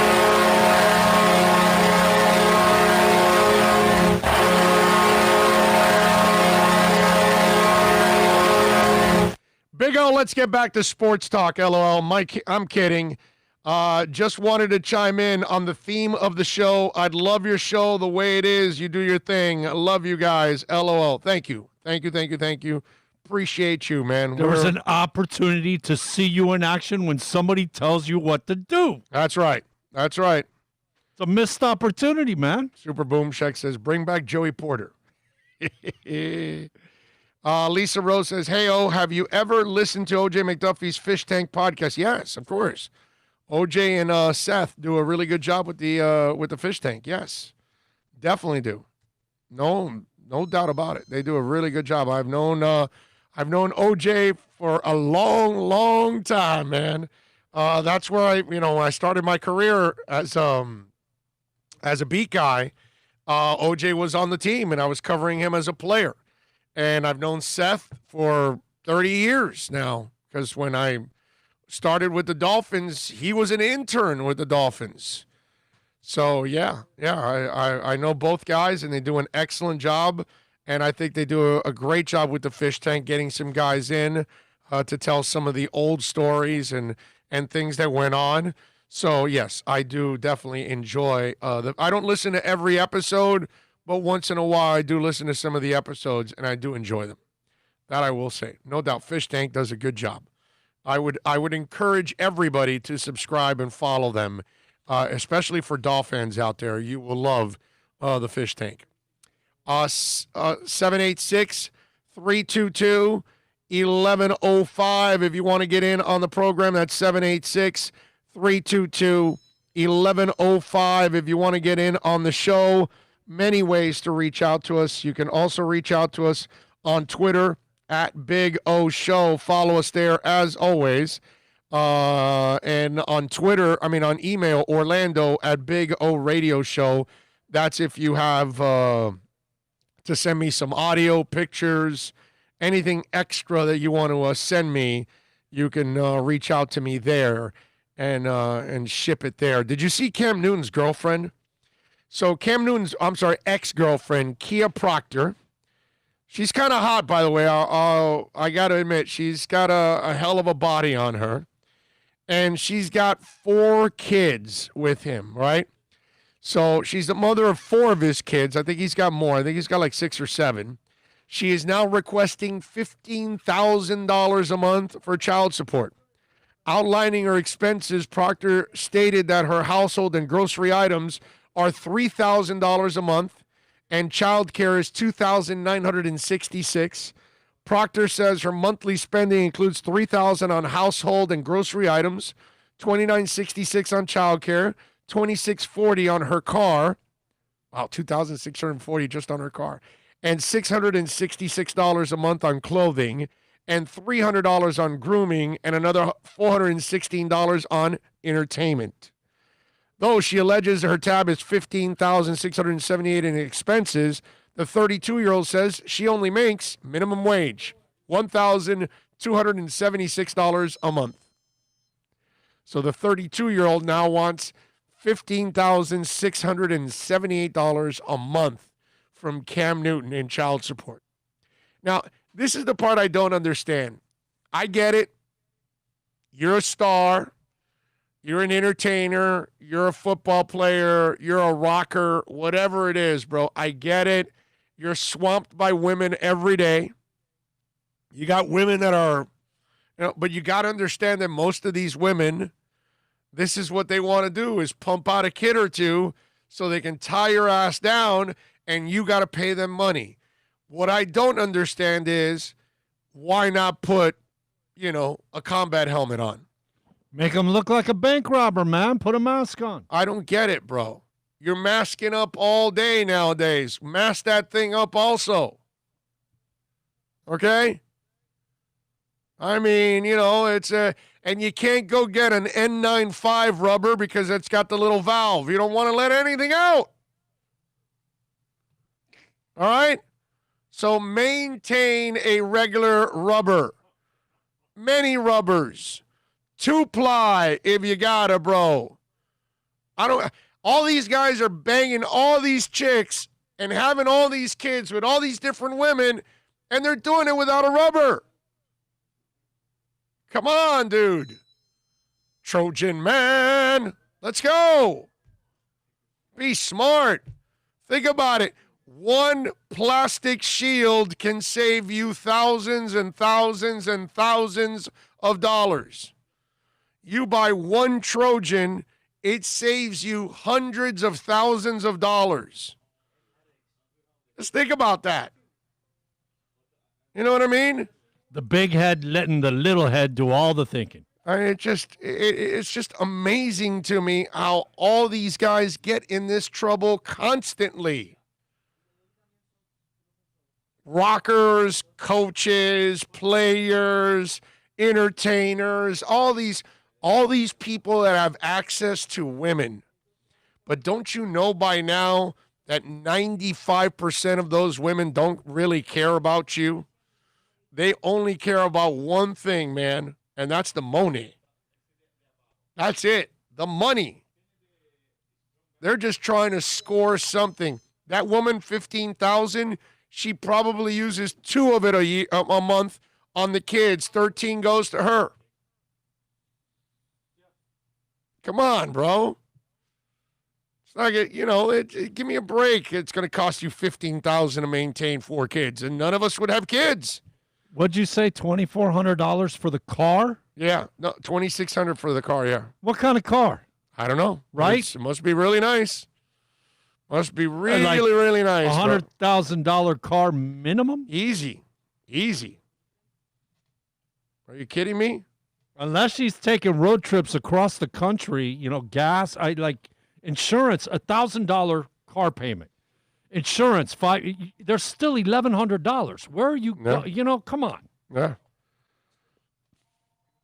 Anyway, so what are you going to do? Hank Goldberg's left nut goes, Intercom ran off Big O and Scotty Farrell, my 2 favorite sports radio hosts. Both of them now are better than streaming as they like without all the corporate BS. Yes. No, you're listen, in the end, now not all of us can do this. You know what I mean? So that's the other thing. But Scotty can do it. I can do it. Some of us can go out on our own, branch out on our own, get the following, get the supporters, hopefully, build up we got to build up the sponsors a little bit more now that we're, hopefully getting out of this pandemic in the next couple months. But, most of us can do it this way, and the listener's going to be better off, as you guys can tell. It's just better listening because now I'm free, man. I'm happy. I don't have to worry about any of the corporate. Think about it. I've told you this story before many times. My last 11 months in Intercom, I knew I was getting fired. Like I knew it. That I don't want that feeling anymore. That I'm walking into a building every day that I know I'm going to get fired because I know when my option is up and I know that they're cutting back and they keep cutting back and cutting back and it's less and less shows. You can tell what they're doing. What's going on with AM radio is that everything that they did on FM, they're trying to do on AM. Syndicating everything, having DJs with the same voiceover, 100 different stations across the country. So one guy is taking care of 100 stations, another lady does another 100 stations and all that, and then they pay them a fraction of the money for them to do the reads, because they're not really doing the DJing, and that's kind of what they're doing here. And as you're seeing when you go to 560 and 790, you're getting more and more syndication and less shows that are local talking about your Dolphins, your Marlins, your Panthers, your Heat, your Canes, your Inter Miami squad, et cetera, FAU, FIU, all that good stuff, which is what we should be doing. I mean, think about it. We don't have a station anymore locally in town that has wall-to-wall coverage anymore. It's crazy. Yeah, sucks. But that's how it goes. That's where we're headed. Let's see. Big O, you're so right about Intercom here in New York. WFAN is terrible. Hosts are terrible. I don't even know who's on, but it's just a bad company, man. It just is. Let's see. What else do we have here? Big O, I met Marino twice. He seemed like a great guy. Do you have any funny, interesting Marino stories you can share with us? I've had a great time with Marino. I've never, I can't say anything bad about him, and I don't really have any. No, I don't have any real funny stories. Oh, I do have one. So, Marino is, after every game, Marino took the time with a child that, it was kind of whether it was a Make-A-Wish type of deal or just, a child that was, struggling one way or another in life, physically, those kind of things. They would bring some of those kids over after every game. And Marino would always go like Marino didn't really like dealing with us, the media. And Harvey would make him do 5 minutes and then they'd take him out, right? So he'd do the group thing and then he's out. He wasn't big on dealing with the media because as fiery as he was on the field, he was never going to call anybody out at a press conference, ever. Okay? And I truly believe that's why he's not on TV anymore, because he was very vanilla on TV instead of him being, a little bit more open and be critical. But that's never been Marino's style, okay? What you saw on the field with him screaming at people, well, that's him there and that's it. But you're not going to get it off the field. That just wasn't his style. So he was always taking care of the kids. Something great he did. It was a loss. It was a bad loss. And Marino was not in a good mood.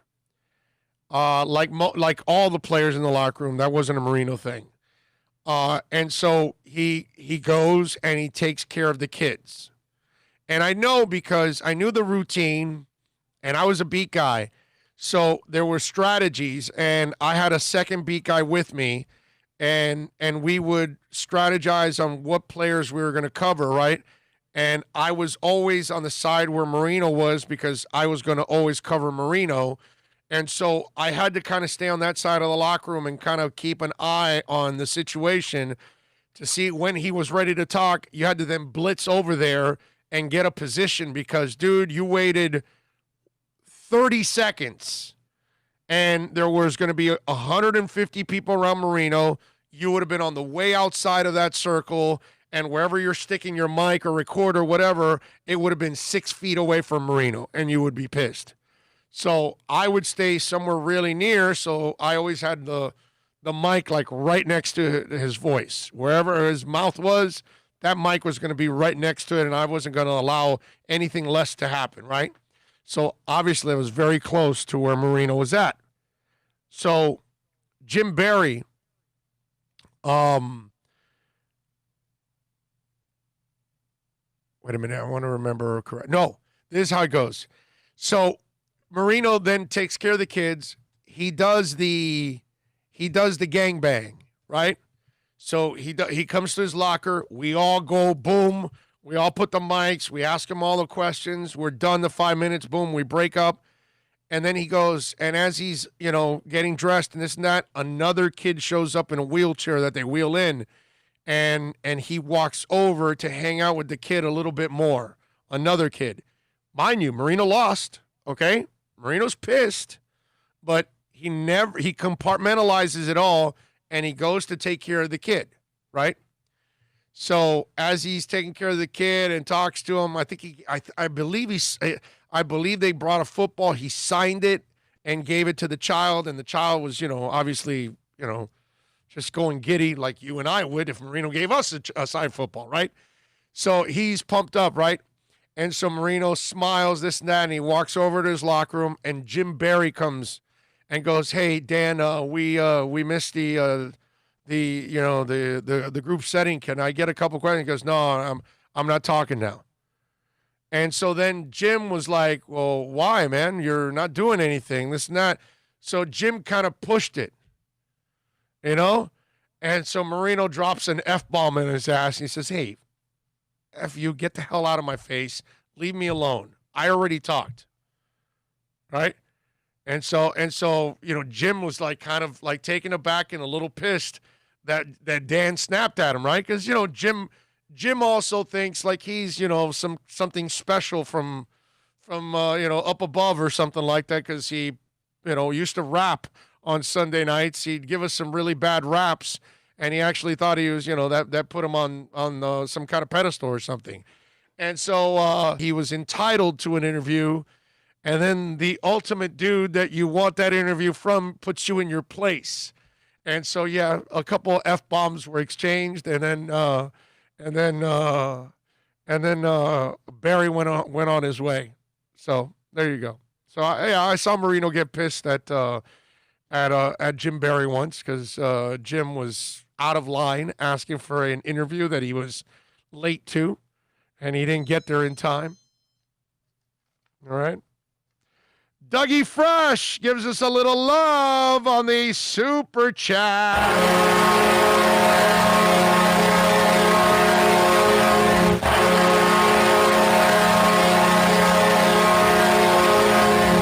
Oh, and Bill, when you guys hit 3,000 subscribers, get your Jimmy hats ready because those ladies will be coming for both of you. Just looking out. There we go. I like it. So subscribe. By the way, those of you watching, please subscribe. Please give us the thumbs up for the show and share the link, man. Share the link with folks all over the place. We appreciate it immensely. Dean G's asking, do you think we can beat New England in week 1? I'm scared that there is no tape on New England's offense, and our O-line is new. There's no tape on Miami. There's no tape on New England. They don't know what we're doing either, so it doesn't matter. Just remember this. Devontae Parker made their best corner his bitch last year, and he will continue to do that this year. Miami's going to win that game. Okay? I don't think Cam Newton passes on our secondary. I don't think the Cam Newton experiment is going to work like I've said already for a while now. I think New England's going to struggle to be 500 this year. Okay? Maybe I'm wrong, and it won't be the first time, but I just think people are giving New England way too much credit, and they're expecting way too much out of Bill Belichick when they have had a ton of turnover on that team. And they struggled with their team last year when they needed it most in the last game of the regular season, and they couldn't win a game, which then, of course, set their season completely awry, and they were done in the playoffs. So I'm sorry, I can't, I got an interesting question for you. Yes? You know how typically you start the line, home team gives the visitors 3 points, and you move it from there. Yeah. Because of no fans, man, are we going to see that standard increment used for the home team? No. Right? No. It's going to adjust. Yes. It's got to. What do you think? I don't know. 1.5 points? Depends on the team, dude. Yeah. If it's a good team, then it's different. They may have a little bit more of an advantage. If it's a mediocre team, I'm not no advantage. But again, I'm sticking to strictly the home team gives two even you teams. Start with 3, and then it moves from there. Who's better? Who's injured? Blah. But it's standard 3 points is the number for the home. It might be 1 or 2 only now. Right? Okay. Yeah, maybe. And the if Patriots, they're both even teams, I guess what you're saying, yes. Well, it's just the factor of the home. How much does the home team give the away team to start, and then we move the line from there? Right. Is it 0? I don't know. What do they do with that? I don't know. You got to ask them, bro. They're the ones that come up with the formula that somehow Pats, you figure they got to be favored. Denver favored by 1, and they won by 2 yesterday. I don't know how they do it, bro. No, bad dude. Basketball. That's why I stay away from it. Yeah, but forget it, man. Basketball is disgusting. It's crazy. 50, 60 offensive possessions for each team, and you guys are within 2.5 points almost every 85%. Forget it. Thank you. You've told me enough. It's, just making a donation, man. They're amazing. The Pats are going to be favored against the Dolphins, right? Of course. So basically, whatever it is, Dolphins hard, right? I mean, I like the Dolphins, so I think they're going to end up winning. Tony Abrams says, if Duncan Robinson and Kendrick Nunn are hitting their 3-point shots, look out. Miami has a great shot for winning this series. I agree. Alexis says, thanks for the Marino story, Big O. Doesn't surprise me Marino would take care of the disadvantaged kids. It makes me smile. He did it in every game, man. Every game. Always, that's not something that was filmed or any of that stuff or people talked about. But I'm telling you, because I covered the guy, every game, after every game, they brought kids in, and he always took a couple minutes to take care of the kids. Really, really cool, man. But it was funny to see him and Jim Barry drop F-bombs. That was good. That was good. Jim was wrong. He slacked off. He didn't get there in time. Like I told you, if you didn't get in time for the gangbang, it was so many people and so many layers behind people that if you got there 30 seconds late, you're going to be 4 or 5 people deep in that hole. So just think about it. Everybody extending, and you can't get to the person. So your mic is really far away at that point, and you're screwed. And once the camera guys make their shoehorn, how do you get behind all those guys holding cameras? I'm telling you, it was a mission. That's why you had to have the Dennis Rodman-like instincts, and you had to stay close to the paint. So when the rebound was coming off, you had to go run over there. And if you notice back in those days, you won't notice it now because it's too long ago when I did it. But if you ever looked at TV in the 90s and that QAM mic was right there, that was me every single time. Every single time. Because that's the only way, you had to do the job the right way. So you had to be prepared. All right, let's take a quick break. We are coming to you live from VSS West Pines, 12397 Pembroke Road. Come on out here and join us, man. Love to see you. Love to meet you. I got a bunch of stories that I want to get to. I still haven't given you my NBA picks. Got to give you my NBA picks on the slate. Got a couple of stories. I got one that's an NFL player showed us that he's not very smart. And because he's not very smart and he said something really ignorant, I'll be rooting against him. We'll talk about that next. It's a buyer's market at Toyota of Hollywood. Over 1,500 Toyotas on the ground, and truckloads just keep on coming. Now pay up to 50% less. 2020 Camry, not $29,000, $17,775. 2020 Corolla, not $22,000, $13,775. Buy a new 2020 Toyota with 0 down and 0% financing, or we'll make your payments till 2021 at Toyota of Hollywood, the #1 volume Toyota dealer on 441 between Hollywood Boulevard and Sheridan Street. Are you tired of watching the same old travel videos on the internet? Well, then check out MikeNoGoZones.com, a travel documentary that's breaking barriers. I go to the places that the media tells you to fear, where no one else dares to go. Baltimore, Opelika, South Side of Chicago, and more. Go to MikeNoGoZones.com. America's safest and best-selling compact luxury SUV is at Acura of Pembroke Pines, and this is how we do it. RDX, $339 a month at Acura of Pembroke Pines, the #1 volume Acura dealer.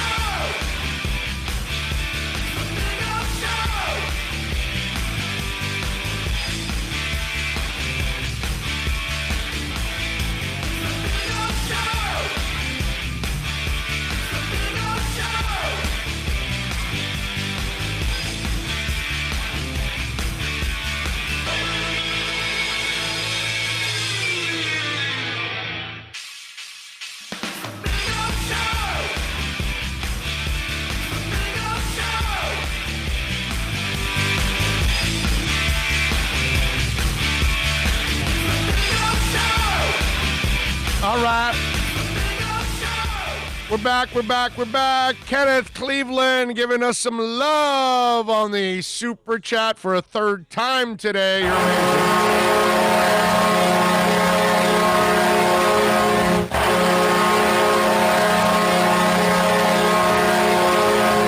Kenneth says, Big O, wink, wink. Let me tell you how to do your show, wink, wink. But let me get Selma and Hallie on the couch with popcorn. Now that is the right way to do it, with Selma and Hallie on the couch. I like that.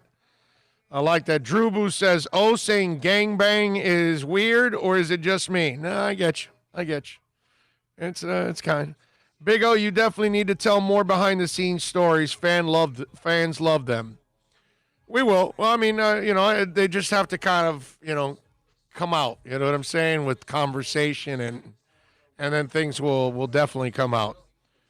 Let's see what else. New England did lose a lot of players. I like your prediction.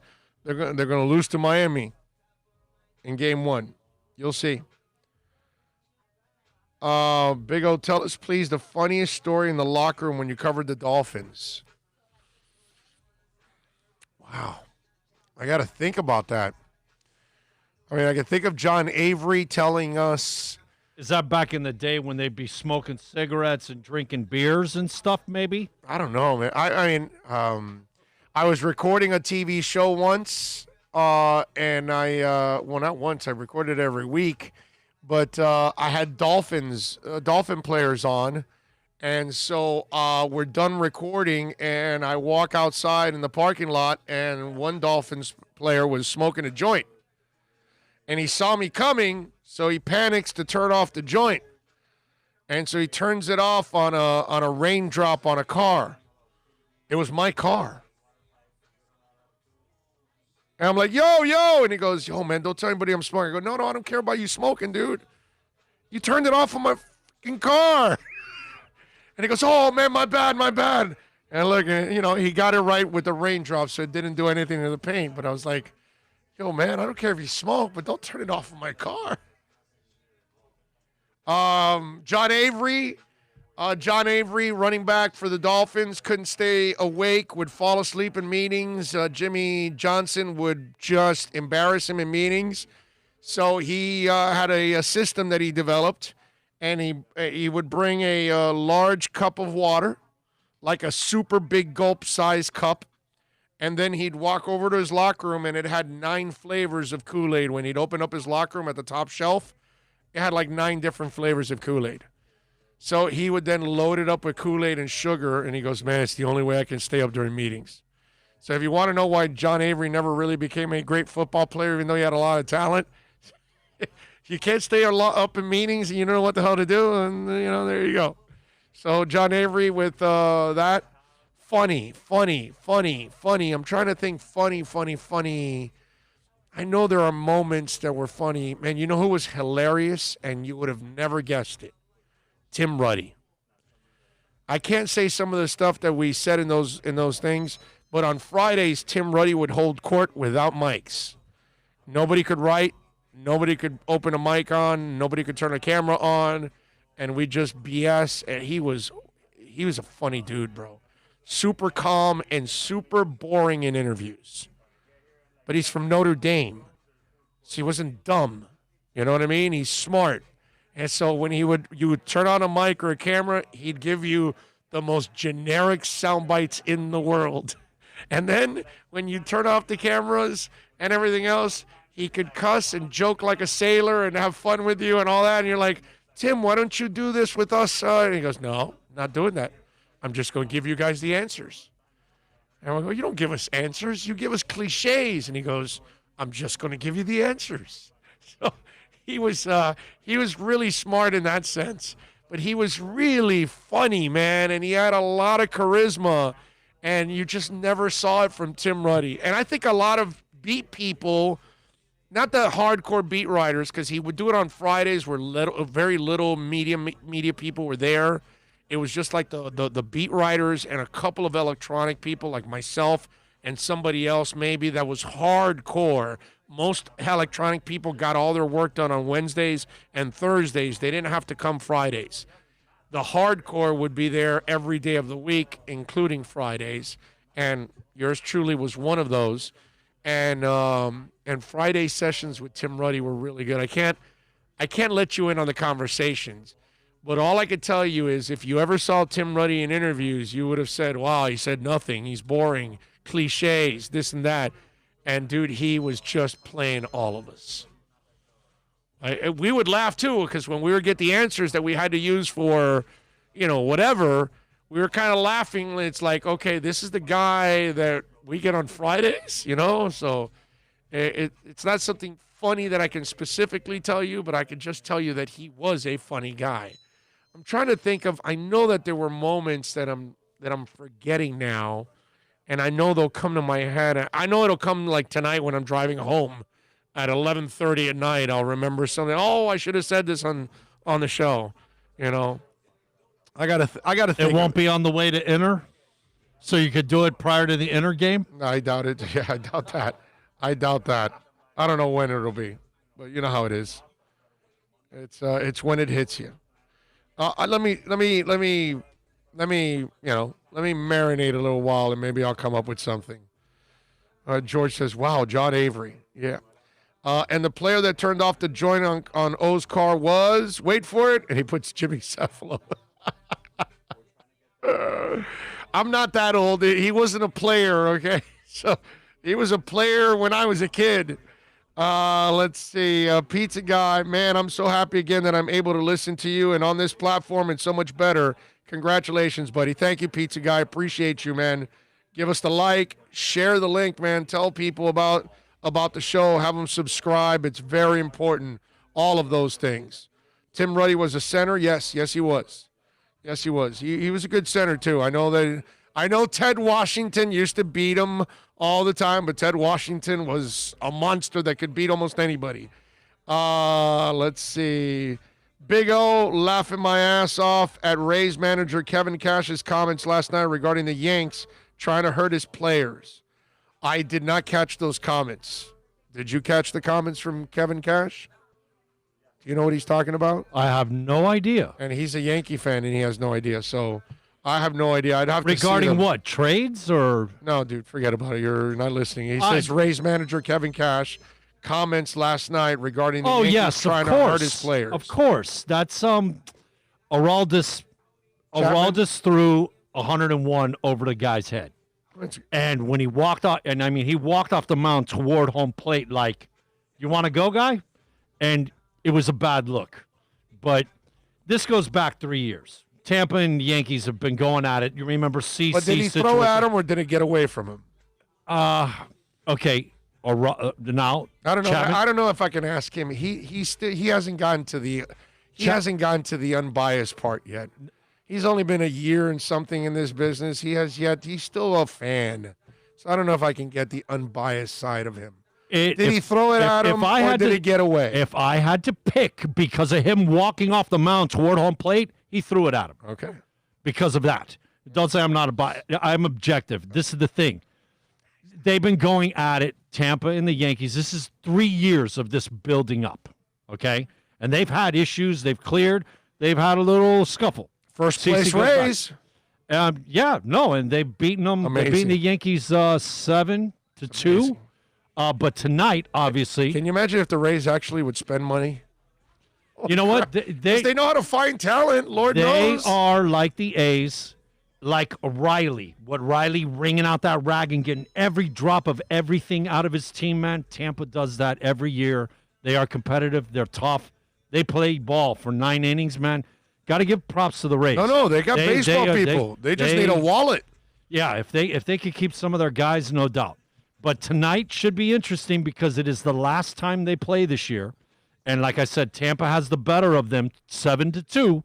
This is it. And it's 1-1 in this 3-game series. And it's going to be interesting to see how this goes down tonight. Yep. Raging Dolphin Maniac says, did you like Cephalo as a player? Hell yeah. Cephalo was a good player, man. Good hands, solid possession guy, decent speed. Cephalo was a good player, man.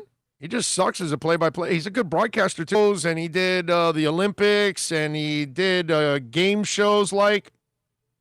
He was very good in that.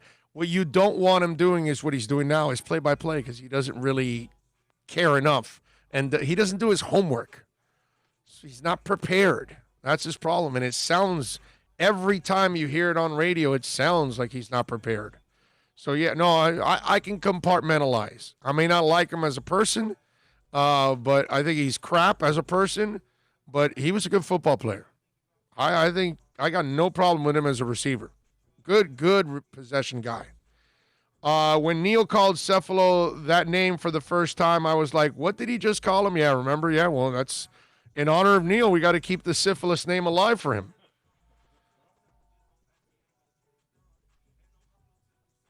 NorCal goes, Bill is not a blind-ass fan. He calls it how he sees it from what I've heard. Tell him, Bill. Not telling you what to do, oh. George, really like Bud. George Albanese goes, wow, dry Tim Ruddy would have never thought that. Yeah, I know, right? Yeah. Tim Ruddy, bro. Funny as hell. Funny as hell. All right, let me give you a couple things here I wanted to talk about. First of all, let's go with our picks. I'm going to go Miami +5 here. Even if they lose tonight, I still think they're going to keep it close. I don't think they're going to get routed. I think Duncan Robinson is going to go off tonight and get 5 or 6 3-pointers tonight. So I really like the Miami Heat to keep this one close. The over and under is 221. I'm going to stay away from the over and under. I'm going to go +5 here. 6:30 game. Miami leads 1-0. We got a Game 7 tonight at 9 o'clock. The Thunder and the Rockets. And the Rockets are favored by 5.5. I was wrong on the last one where I had the Rockets. I think they were by only I think it was close to this. It was 5 or 4.5. And I laid the points, and obviously the Thunder won. I thought I would get a better game out of Russell Westbrook in his second game back, but he looked out of sorts, had like 7 turnovers in the game. He was basically the reason why they lost. And I'm not sure if he's going to be sharp. So what I'm going to count on is I'm going to take the 5.5 points today. I'm going to take both dogs today because even if the Thunder lose, the Thunder is dangerous because of this. They've got nothing to lose. The Thunder have already overachieved for the regular season. They have overachieved by getting into the playoffs. And now they have severely overachieved, taking Houston to 7 games in this series. And Chris Paul, he's healthy. Look, the one thing that I have not been a fan of Chris Paul the last couple of years when he's been mentioned like, oh, should the Heat get him? He's always been injured. And that's my problem with Chris Paul. He misses so many games, but he's healthy right now and he's playing tonight.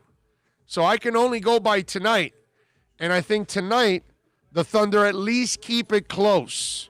If not, win it. Because if the Rockets aren't going to take care of the basketball and not do the things they're supposed to do, you know, with Westbrook and Harden, then I think the Thunder has a really good chance of making this thing interesting. So I'm going to go with the Thunder. They're playing loose. They got nothing to lose. They've overachieved already. Take the points. Take the 5.5. Go with the Thunder. Take the Heat. +5. Those are my selections in tonight's NBA slate. I think it's safe to say that this is the first 7-game series in years. Yes. That Chris Paul has showed for all 7 games. Yes. One more pick I'll give you tonight. Inter Miami and Atlanta. Inter Miami is visiting Atlanta. The over and under is 2.5. Go with the over. I don't think you're going to have a low-scoring game here. I think you're going to get easily 3 goals in this game. I think things are going to open up a little bit more. I just see more goals on the board tonight. And look, I think Miami can score at least 1 and they can give up 1 because they have their defensive lapses in certain times throughout the game and they kind of set themselves up. So I think by default, you're going to get 2 goals. And then somebody's going to pick up that third one and it's going to be the victory and you'll probably get a 2-1. And I think you'll get your over 2.5 in the Inter Miami Atlanta game. So there you go. Those are my picks today in the NBA and the MLS slate. All right? Good stuff there. I will be rooting against Kirk Cousins from here on out. I'm not a big fan of people that are ignorant. I don't have a lot of tolerance for it. Maybe you want to say that I'm from the what's that saying they've got now, that you shut people up and you don't even want to listen to them anymore, or whatever it is. That you know what I'm talking about. Somebody please give me that damn saying that's out there. But I guess I'm going to join that crowd here with Kirk Cousins from the Vikings. He had some really terrible opinions on the coronavirus. He was on a podcast, Kyle Brandt's podcast, and so discussing the virus, right, which has killed about 180,000 people already, he goes, if one is the person who says masks are stupid and you're all a bunch of lemmings, and 10 is I'm not leaving my master bedroom for the next 10 years, where do you land? And this is what Kirk Cousins had to say. Oh, there it is, the cancel crowd. That's it, the cancel culture. Cancel culture. That's it. That's what I was looking for. Thank you. Thank you very much, Drew Boo, Hank. Cancel culture. So I'm doing cancel culture on his ass. So where do you land on it? He goes, I'm not going to call anybody stupid for the trouble it would get me in, Cousins replied, but I'm about at 0.000001. Brand asked him why. He says, I want to respect what other people's concerns are, but for me personally, just talking to no one else can get the virus. What is your concern if you could get it? I would say I'm going to go about my daily life. If I get it, I'm going to ride it out, and I'm going to let nature do its course. Survival of the fittest kind of approach. And just say, if it knocks me out, it knocks me out. I'm going to be okay. You know, even if I die, I die. I kind of have peace about that. I mean, this is the approach. He might survive it. And then again, he might not. We saw that guy in Broward that was 40 years old, a cop, and he was, a wall. And he succumbed to it and died.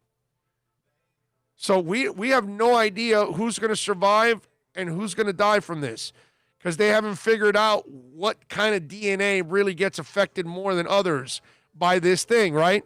So you're going to say something that's stupid and that irresponsible. And, he goes, what is your concern if you could get it? I would say, I'm going to go about my daily life. If I get it, I'm going to write it out. I'm going to let nature do its course. Survival of the fittest kind of approach.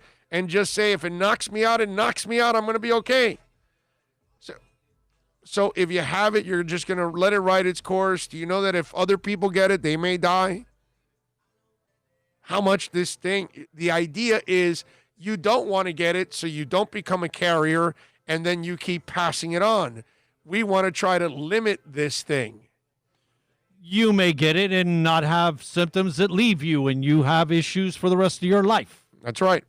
And so when I see this from Kirk Cousins, and again, I'm not surprised because we have a certain faction of people that don't take this seriously, and he's one of those guys that's not taking it serious.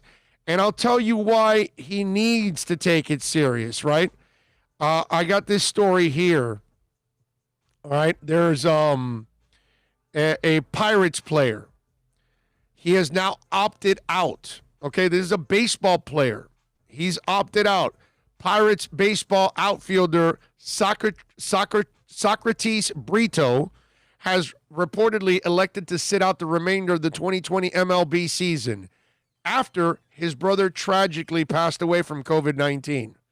The 27-year-old Brito had been spending his time at the team's alternate site after not making the roster at the beginning of the season, was part of the 60-man player pool eligible to be brought up. John Heyman says Socrates' brother passed away last week, which sparked his decision to head home.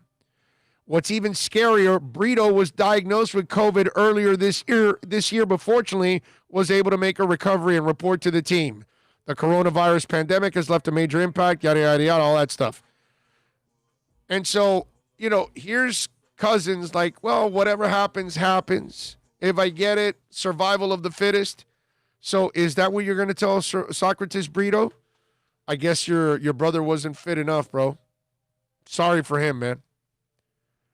We have this attitude that it's, well, okay, 1,100 and something died yesterday. Well, so, too bad. It is what it is. I'm really sorry, but other people die of cancer and this and that. Okay, but cancer is not something you spread.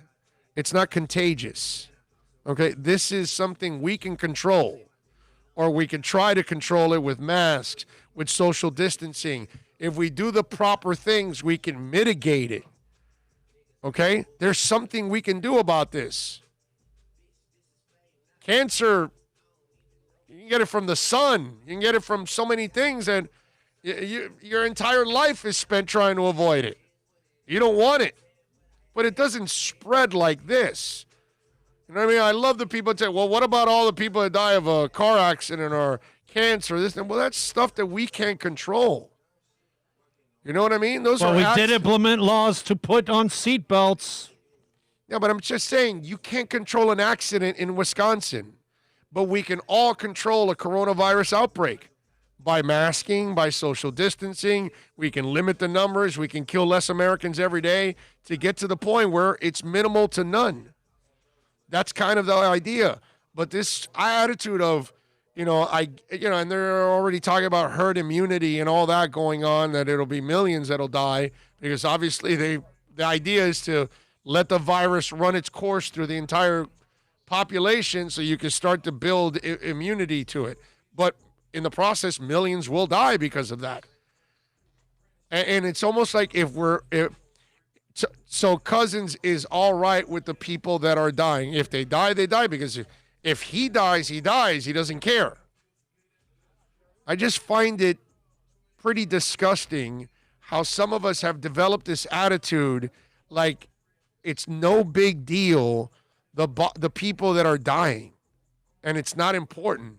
And most of those people have not been affected by it, and that's the problem. They haven't had a member of their family, a friend, somebody seriously suffer from it or die. But I got to tell you something, Kirk Cousins' ignorant point of view, I will be rooting for his ass to get sacked 5,000 times a game.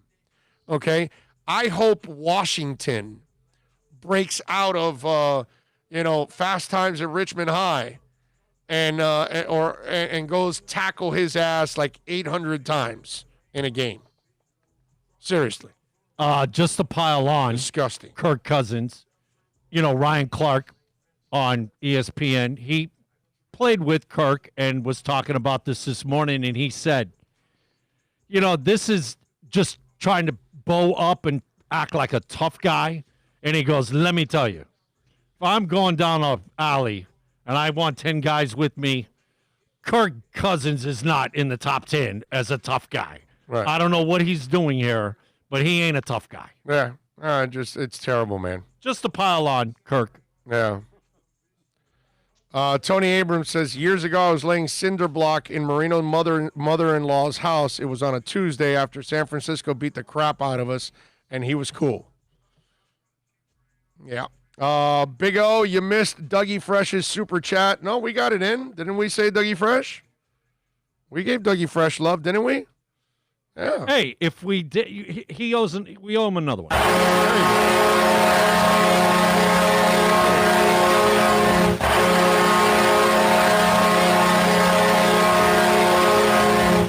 We got you, Doug. We got you, Dougie. Dean G now chimes in with a little super chat.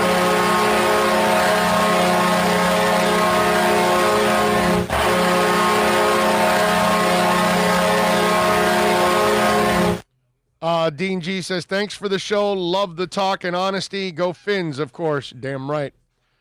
Stefano says he won't be out spreading it. He's a starting QB of a multi-million-dollar company. Every person related to the Vikings are watching him like a hawk. If he gets it, you really think he'll spread it to his wife, to his kids, to an in-law?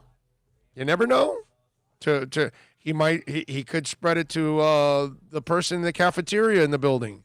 Could spread it to a trainer. Could spread it to a coach. You know what this shows? Oh, like we've talked about, selfishness. You never know, bro. He doesn't care about other. He's only thinking of himself, because when you think about other people, like the ramifications, like we've talked about, man, everybody you encounter, you bring with you into your house, into every person that you engage with. Yep. Don't be selfish. Raging Dolphin Maniac says, how's Cousins going to feel if he catches it and passes it to his wife or kids and one of them dies? Exactly. Usually the people that talk like that are the people that have not been affected by it whatsoever, and they don't know anybody yet. But once you do get affected by it and it's closer to you, then it brings you a little bit more into reality. Dougie Fresh says, I'm going to have sex with Courtney Love with no Jimmy hat. Whatever happens, happens. Ugh. Man, that's beyond Russian roulette, right? I wouldn't have Russian roulette. You only put one in the chamber. That sounds like six in a six chamber. I wouldn't have sex with Courtney Love with his penis. Okay? I don't want sex with Courtney Love with his penis. Okay? I appreciate that, because my penis doesn't want to get in her anyway. No. So Courtney Love, that's gross. That's scuzzy.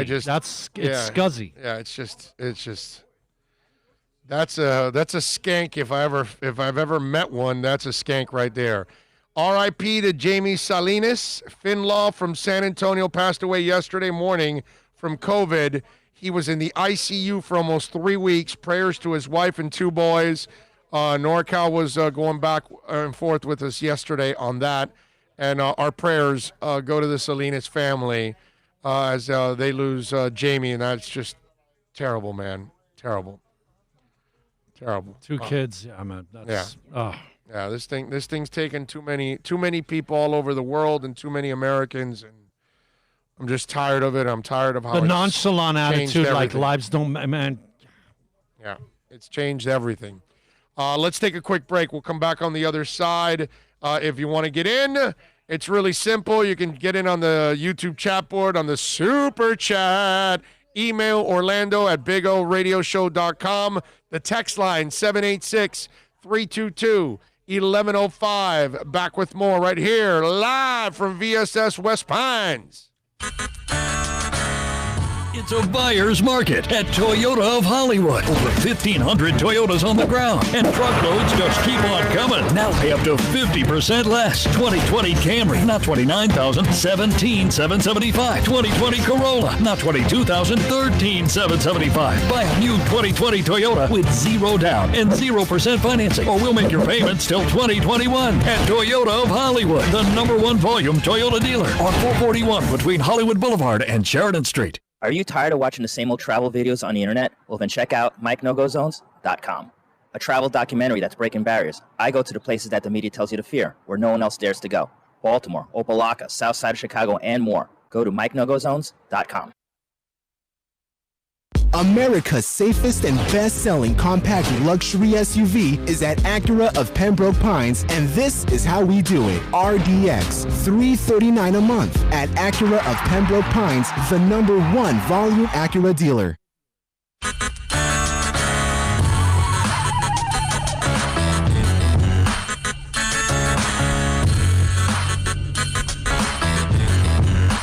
This is the Big O Show.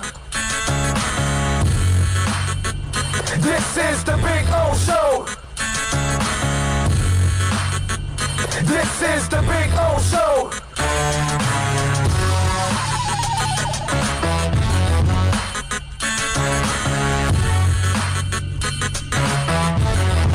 Kenneth Cleveland challenging his own record as he sends in his 4th super chat of the day. Thank you, Kenneth Cleveland.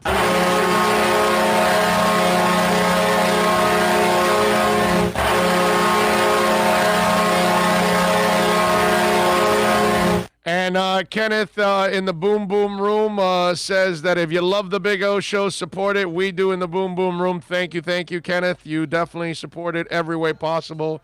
I appreciate you as always. My dad lives in Hialeah and knows a handful of people with COVID. It's real, people. Yeah, it is. Yeah. Drew Boo says sex with Bill's penis is something that should never be spoken of again.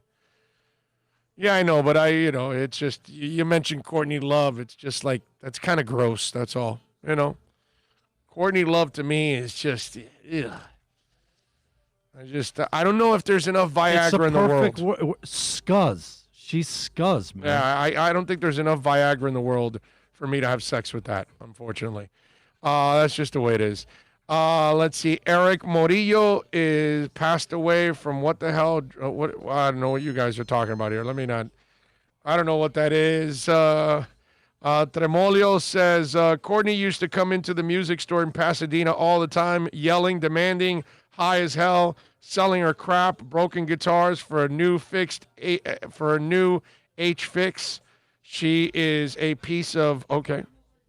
Yeah, that woman's never, that's never been somebody that rubs me I wouldn't want her to rub me at all, but I'm saying she just doesn't rub me the right way. Always gotten bad vibes from her. It's like, it's one of these things, right? I kind of feel this way. I feel that if Kurt Cobain never meets Courtney Love, he might still be alive. If Whitney Houston never meets Bobby Brown, she might still be alive. That's kind of the way I look at those people. You know what I'm saying? That's just the way it is. And Bobby Brown's alive because he's the drunk driver in a car crash. Right? The guy or the woman drunk as hell. They collide into 2 or 3 cars. They kill 3 or 4 people and they walk away unscathed. Drunk as hell, but unscathed. And you're like, how does the drunk person live in this disgusting pile of steel, and the other 4 people are dead, and yet that person stayed alive? You know what I mean? It's one of those deals. It's crazy. And to me, that's what Courtney Love and Bobby Brown are. They're the drunk driver that stayed alive and killed everybody else in the car crash. So, yeah, that's kind of, So, what can I tell you? Just never got a good vibe from either one of those two. Put it that way. And not that the other two, Whitney and Kurt, don't deserve blame for their own doings.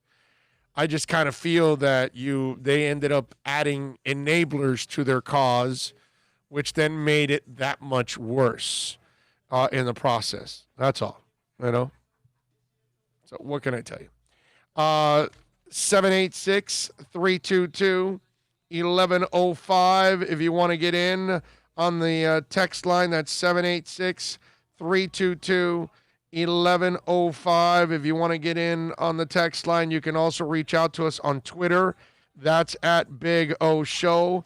Follow us there as always. That is a 24-hour talk show. Did you see that Tiger King star Carol Baskin is going to be on Dancing with the Stars? Did you guys see this? That's kind of weird, right? Carol Baskin, she's just an odd woman as it is. The TV reality star became a pop culture sensation with the Netflix doc. Tiger King is joining the new crop of celebrity dancers that includes Anne Hesh, Charles Oakley, and A.J. McClain from the Backstreet Boys. Charles Oakley can't dance, right? Baskin, who owns the Big Cat Refuge, sought to shut down Joseph Maldonado's passage for profit breeding of big cats, his nickname Joe Exotic, and her signature line of cool cats and kittens. Maldonado's passage is serving 22 years in federal prison in term for killing 5 tigers and plotting to have Baskin killed. In June, a federal judge awarded Baskin ownership of the private Oklahoma Zoo run by Maldonado Passage. So now she is going to be part of Dancing with the Stars. Supermodel and businesswoman Tyra Banks will host the new season after longtime host Tom Bergeron and Erin Andrews announced their exits from the series in July. That thing's run its course. The thing that I was thinking about is when I saw this story, it's kind of like Charles Oakley. Okay, Charles Oakley was a great basketball player that could play basketball in a phone booth. Right? Charles Oakley wasn't going to play on an open court. He wasn't going to be running the break. He's not going to be, driving to the hoop from the three-point line, spin moves, all those. No. He did his damage inside the paint, inside a telephone booth. In that box there, he could out-rebound you, out-muscle you. He can do his damage there.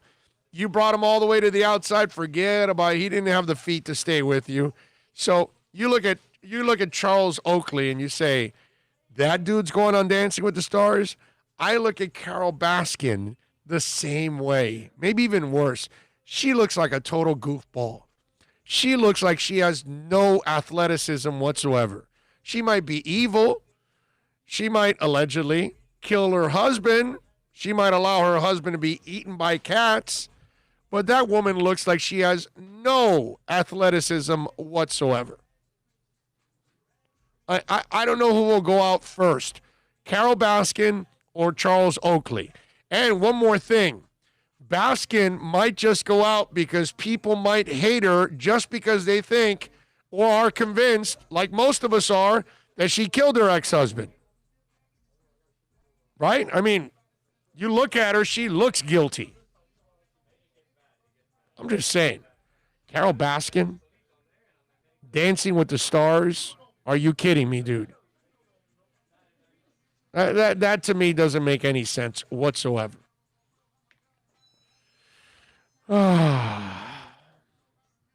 786-322-1105 if you want to get in on the text line. That's 786-322-1105.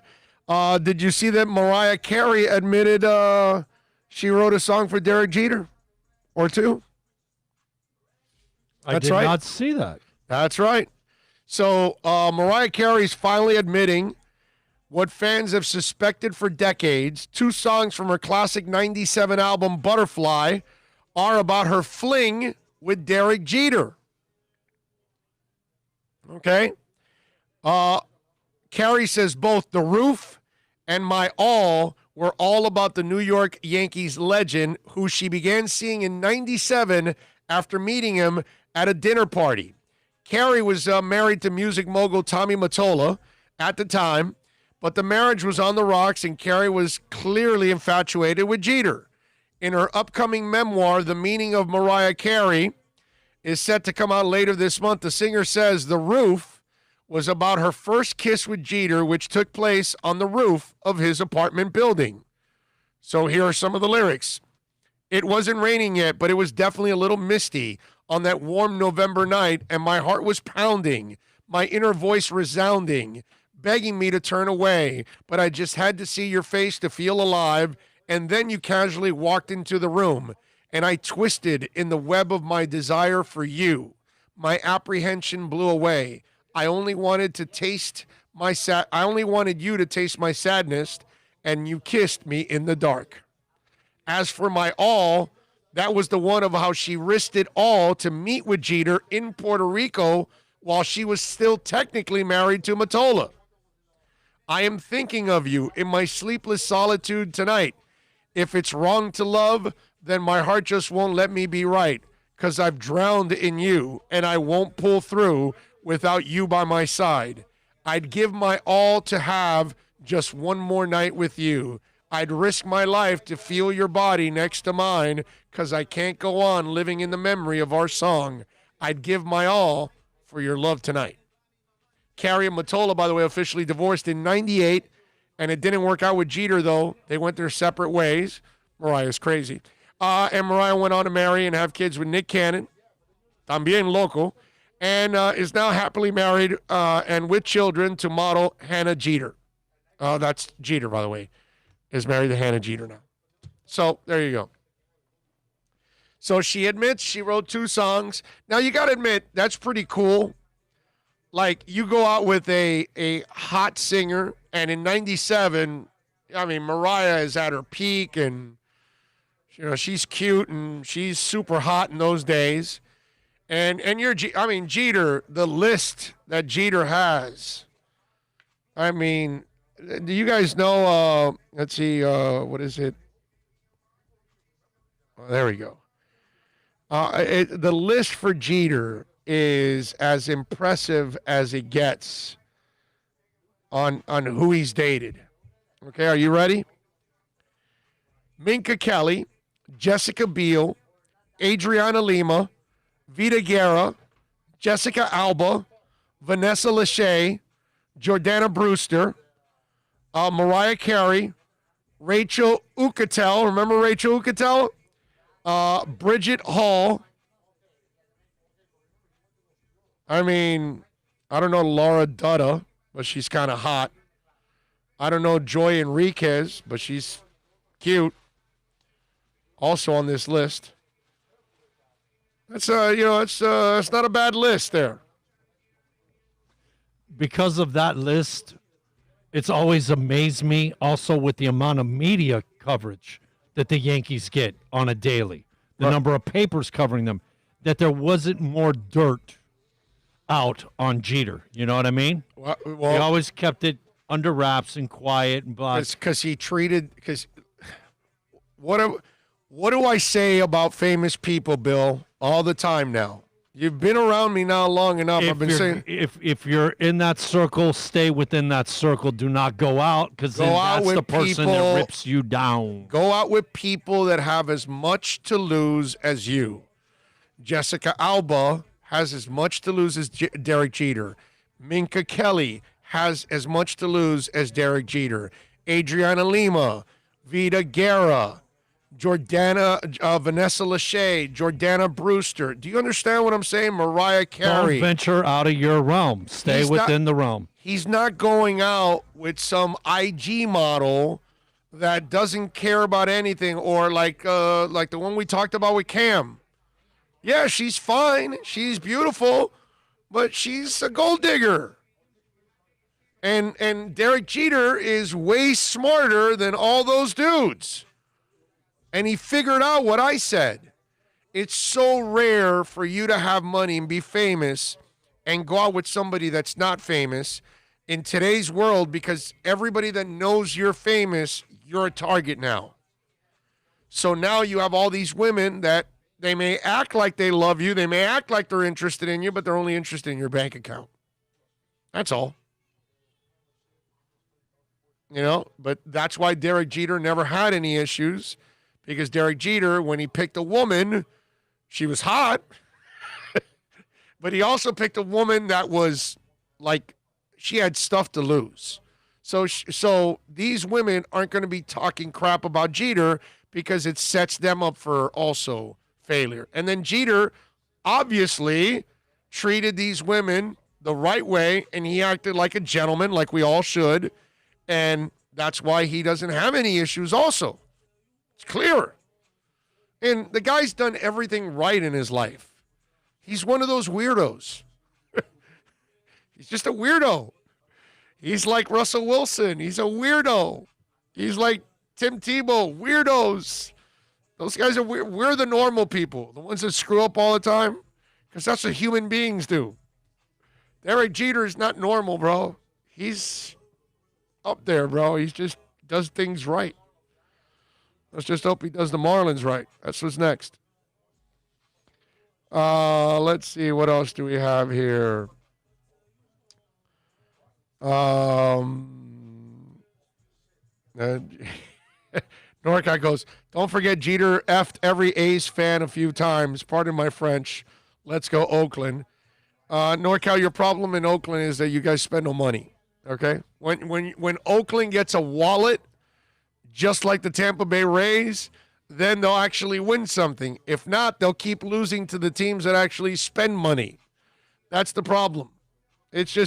it has to go so perfect for Oakland or the Rays to win it like KC did it. You know, KC did it and then dismantled everything. You have to, like, strike lightning in a bottle. It's so hard, man. Jeter was class when he broke up with them. He got them some breakfast flowers, and then he dropped them off. Yeah, apparently the gift basket was not true. He shot that rumor down about the gift basket. He goes, I want to see Charles Oakley fight. Oh, you want to see Charles Barkley fight Charles Oakley? Charles Oakley would win that fight. I'd like to see Oakley fight the owner of the Knicks. That wouldn't be a fight. That would be like clubbing. I know, but I still that would be wanna like clubbing seals. Yeah, but I still want to see it. That guy's such a jerk. I know, I get that. I think a lot of people would like to see that guy get his ass beat up by Charles Oakley, but it would be like clubbing seals. I mean, it's just not. There's nothing to it. You know what I mean? Have you guys seen a young Courtney Love in the movie Sid and Nancy? No, but I guess I'll check it out. Doesn't mean I'd still touch her with a 10-foot pole. You know what I mean? Tyler says, ouch, oh.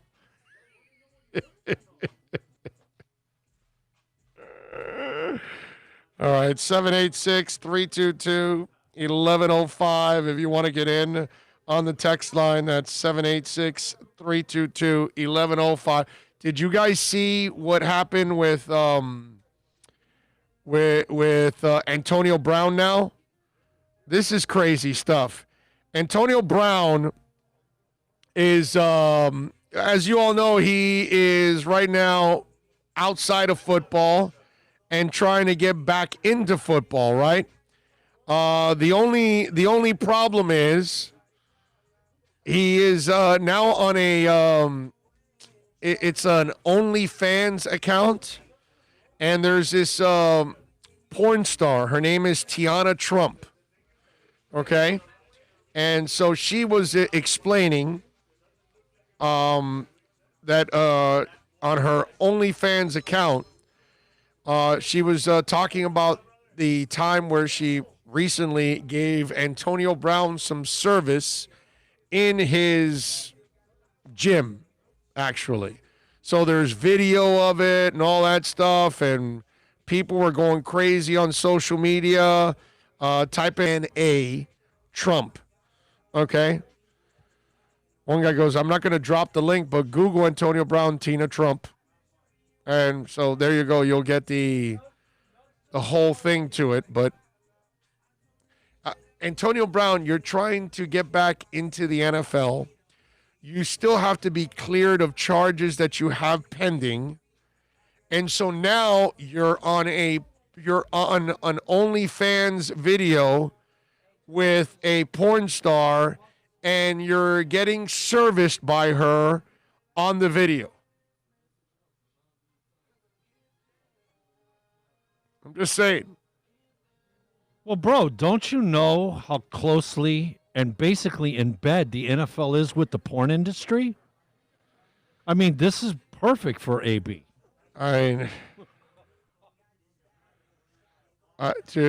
Sunday football and porn right after church. Come on, man. If you want to get back into this league, and I don't know. Listen, I've told you already, I don't think he'll get back in the league this year.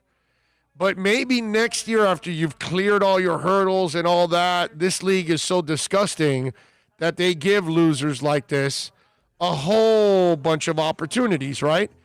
And so I wouldn't be surprised if they actually do it.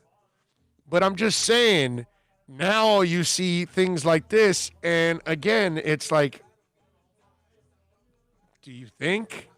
Do you have any kind of common sense whatsoever, dude? Do you realize you're trying to get back and you're going to be getting serviced? And by the way, it's a porn star.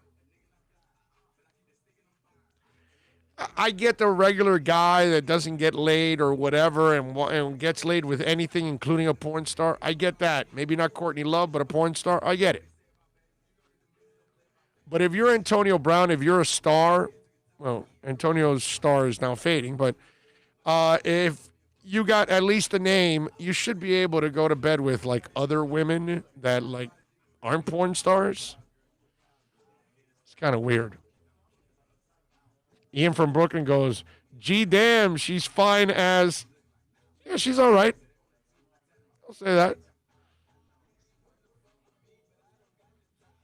Super Boom Shack goes, Dean, a little chubby. It must have been pre-heroin. Are you talking about the early Courtney Love? I haven't seen it.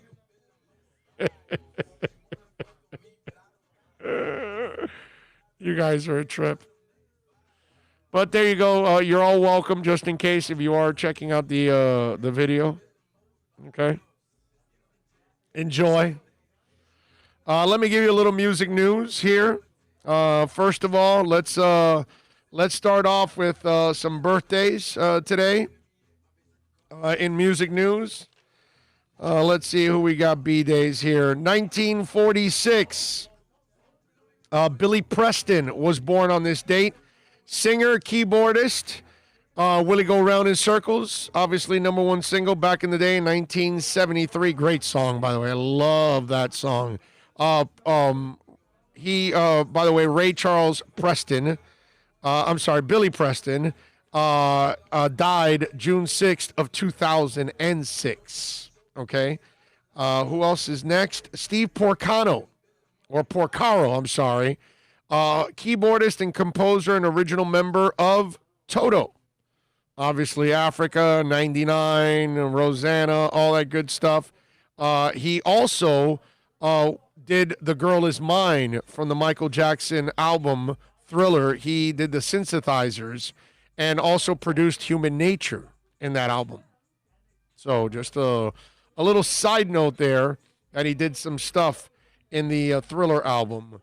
Steve Porcaro celebrating a birthday today. In 1958, where do we have it here? Oh, Fritz McIntyre, born in 1958. Fritz McIntyre from Simply Red, holding back the years back in 1986. Happy birthday to Fritz McIntyre. History, we have a couple of news and notes in the world of history in music. First of all, we start in 1970. On this date, Genesis put an advertisement out for a drummer in the English magazine Melody Maker. Former child actor turned drummer Phil Collins answered that ad in 1970. In 1989, Ozzy Osbourne was charged with threatening to kill his wife Sharon. He was released from custody on the condition that he immediately go into rehab. The case was eventually dropped when Ozzy and Sharon reconciled. Let's see, what else do we have here in the world of... what do we have here? Here we go. In 1989, the Cars' Rick Ocasek got what he needed when he married supermodel Paulina Poroskova. And obviously, we just lost Rick Ocasek in the last year. They were in the process of getting separated, him and Paulina Poroskova. Those are some of the things that happened in the world of music on this date. Now, I've got an interesting music story for you. Did you know that Disney World has banned bands from performing there? Did you have any idea about that? Yeah. So you mean that we can't go into Epcot, go to England, sit in that courtyard, and watch that group do the Beatles? No. That look like like that? No, I didn't say that. I said 15 rock and metal bands that have been banned by Disney. Aha. So these are bands that unfortunately Disney does not want them to perform whatsoever. Got a little too fresh with the Minnie Mouse, maybe? Yep. It says the Disney Corporation and heavy music don't have crossover appeal, except for those irresistible Radio Disney interpretations of metal classic bands. But these two opposing worlds do overlap occasionally, as rock and metal tours often stop at the House of Blues in Lake Buena Vista, Florida, and Anaheim, California, both of which were once on Disney properties. Throughout the years, several bands have been prevented from performing at the happiest place on earth, as Disney has deemed the image, lyrics, content, and even undesirable fans of certain groups grounds for banning them in hopes of preserving the company's squeaky clean image. Well, mostly, of course. So, let me give you 15 bands that are banned from performing at Disney and Disney World. Cannibal Corpse. That's right. Stripped, raped, and strangled. Effed with a knife. Frantic disembowelment. Dead human collection. I blank blood. I see blood. C-U-M. Whatever. Anyway, death is part of the circle of life, but this is a hard sell. So Cannibal Corpse has been banned from Disney. Exodus. In 2013 Metal Alliance tour featuring Anthrax, Exodus, High on Fire, and Municipal Waste set their sights on Disney's House of Blues. Just one band was met with resistance, Exodus. Like Cinderella, forbidden from going to the ball, the Bay Area thrash legends issued a statement saying Disney decided the band was too metal. They ultimately performed at another venue that night in Tampa. The Dillinger Escape Plan. They were among the earliest metal bands to be barred from playing on Disney properties. Okay? Greg Puciato has a habit of bleeding on stage, which might be a little violent for Disney demographics, but hey, they made kids watch a hunter gun down Bambi's mom and check out Scar plotting to kill their own brother in The Lion King, so you think they might be able to afford a little wiggle room, but they don't. So Dillinger's Escape Plan is not there. Machine Head. They said the third time's the charm, but not for Machine Head. They've been the victim of Disney's ban 3 times. Initially for violent imagery, inflammatory lyrics, and undesirable fans. So if you're a Machine Head fan, Disney doesn't want you. Gallows. Mickey Mouse got jealous that Minnie Mouse had Gallows poster on her wall, said the British hardcore punk outfit after learning they were dubbed too offensive to throw Disney House of Blues, to be put on the Disney House of Blues ban list. Okay? Every Time I Die. I don't even know this band myself. The word die must look great on a marquee on a Disney property. As families stroll by, a kid wonders aloud, how can I die repeatedly, thinking over the band's moniker, Every Time I Die? How can love and happiness be eternal in life, isn't it? It's a grim conversation. In 2017, Disney nixed Every Time I Die's appearance, but gave no reason. Cattle Decapitation. I've never heard of this. Despite the band condemning the consumption of meat and systematic slaughter of animals, they were still deemed too brutal for the House of Blues, per the vegan death grinders. Maybe they would have had better luck, and their 2002 record was titled To Serve Mouse, opposed to Serve Man. Anyway, The Faceless. Again, I don't know much about these guys. Warbringer. Banned without reason, Warbringer fired back at Disney, questioning their own family values. Frontman John Kevill singled out goose-stepping Nazi hyenas from Scar's song The Lion King and racist crows in Dumbo. The Art is Murder. The Art is Murder were a Scar-loving Lion King tribute act, and they would have skirted by Disney's live entertainment censors, but nope, the Australian Deathcore Act was forbidden to play in 2015 with Parkway Drive.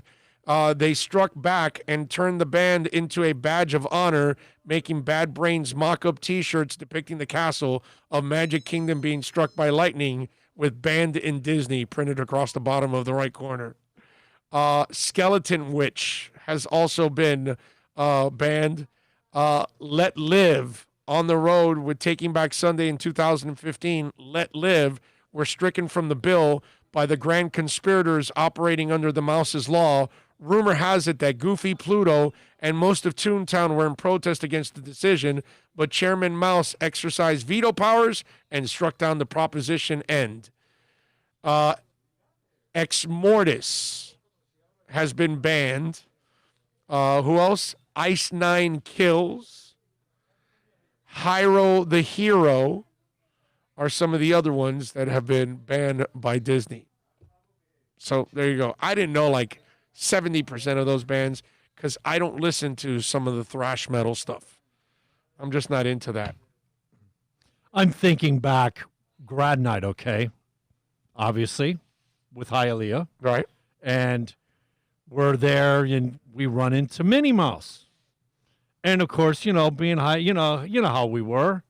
And of course, I'm like, hey, Minnie, hey, and do my Gene Simmons flick of the tongue and stuff. And she got all like, put her hands up in her face like she was bashful and whatnot. Hey, come on, let's go out. Let's have fun. Messing around. I'm thinking about it, and it's like in today's world, man, they probably would have grabbed me and thrown me out. Oh, for sure. Knife for flicking my tongue, Gene Simmons style. Oh, yeah. Joking around with Minnie. Yeah. Stefano says the faceless are so damn good. Thy art is murder. Drubo says Static X sounds good to me right now. Oh, you guys are a trip. Satanic bands are not allowed at Disney. I don't know. It's they should allow them there, man. I'd be interested. Bring a little balance to the place. I'd be interested to see how they would feel about a guy like Eddie. Yeah. I don't know. They may not even go for that. Iron Maiden may be banned. Could be. Probably, right? Would they even get married up with Kiss? Yeah, I think they would. Big O, are you in any way concerned that Devontae Parker won't play against the Patriots? No, not at all. I think he'll play. Not worried about it. It's just something you don't rush. If he's banged up a little bit, you just don't rush it. You just let him heal up. But I think he'll be fine. You got almost 2 weeks, so you'll be fine if he's banged up or if anything. I just think, you'll see him there. Not worried about it. You're gonna get a win, baby. That's all I can tell you. You're gonna get a win. Remember, they beat him last year without Jones and X at corner. Okay? So now they're going to have 2 good corners. They're going to bring back Nick Needham. They've got Bobby McCain back there. They added Brady. No Brady. I just to me, I'm telling you, you guys are. I have a little bit more faith in what's going on with the Dolphins. You know what I mean? Thank God he needs to abuse Stephon Gilmore again. He will. He will own Stephon Gilmore when it's all said and done, like he did the last time around. Oh, the Mandalorian. I think it was Gus that sent it to me on DM.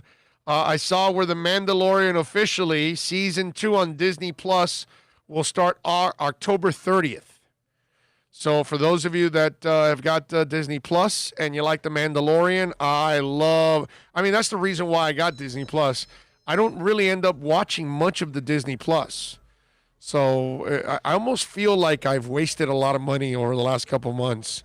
I mean, not that Disney Plus cost a lot of money, but I almost feel like I wasted money because I haven't really watched a lot of Disney Plus outside of The Mandalorian.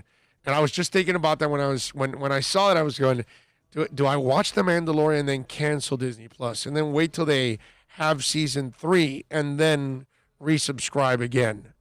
I'm almost thinking of doing that the next summer because I haven't used it much since the last Mandalorian, since the first season ended to October 30th now when the new season starts. But I am looking forward to it. Can't wait to see The Mandalorian. That is done so well. It's awesome. NorCal says Las Vegas casinos have Dolphins at 6.5 wins. I really think they win 7 or 8 or even 9. What say you? Oh, yeah, I'm with you, NorCal. I would bet that over. Yes. If I could bet the over, I would definitely bet the over. Yep. That's almost a gift. Nothing's a gift, but yeah, it's a very good bet. Yeah. Dougie Fresh says, I have to admit that Mandalorian was dope. I love The Mandalorian. I thought they did a great job with it. Look, when I got into it and I burned through it in, I think it was like a day and a half. I did all 8. And I was like a month later and I went back and caught it again. I don't know that I'm looking forward to having to go week by week and wait. I really hate being locked like that. You know what I mean? And right. It's especially when you've gotten used to burning through it. You know what I mean? And doing 4 or 5 in a day. And, Right. And that's the way I've done most of these shows, you know. I don't know that I'm going to probably even jump in October. I'll probably wait till we get to like the last week or whatever, you know what I'm saying? And burn through all of them and like, you know, like I did last time, a day and a half. Right. Oh, I got you. Makes sense. What's it called? I was going to tell you, which I thought was kind of interesting. Frank Gore is a little over 1,000 yards, like 1,000. I don't know if he'll get there because it's 1,379 yards, but he's 1,379 yards away from Walter Payton's record. Now, he's not going to get it this year. I don't think he'll get it in 2 years rushing overall if he hangs out for another year, which it's possible with that guy. You know what I mean? But he is with the Jets. They wanted to bring in another running back. So to me, this whole Le'Veon Bell thing is not what it's, you know, what it should be, like your bell cow, because he's your best back and he's a dynamic back. And he wants more carries, and yet, you know, Adam Gase is a weirdo, and he likes to use the old back, whether it's Arian Foster or Frank Gore or whatever, even though he has a better back there, you know, in Kenyon Drake, he still used the wrong back. And I like Frank Gore, don't get me wrong, he's awesome. He's had an amazing career, and he's been in the league forever, especially after a couple knee injuries from high school to college to get to the NFL. But the fact that he's 1,379 yards away, I don't have a problem with a classy dude like this passing Walter. Okay? To me, it's not about that at all. But it's just interesting that normally you would say he has no shot at this record. But only because he's with Gase. Now, the question is, will Gase be there the second year? Because he's not going to get 1,300 yards in 1 year.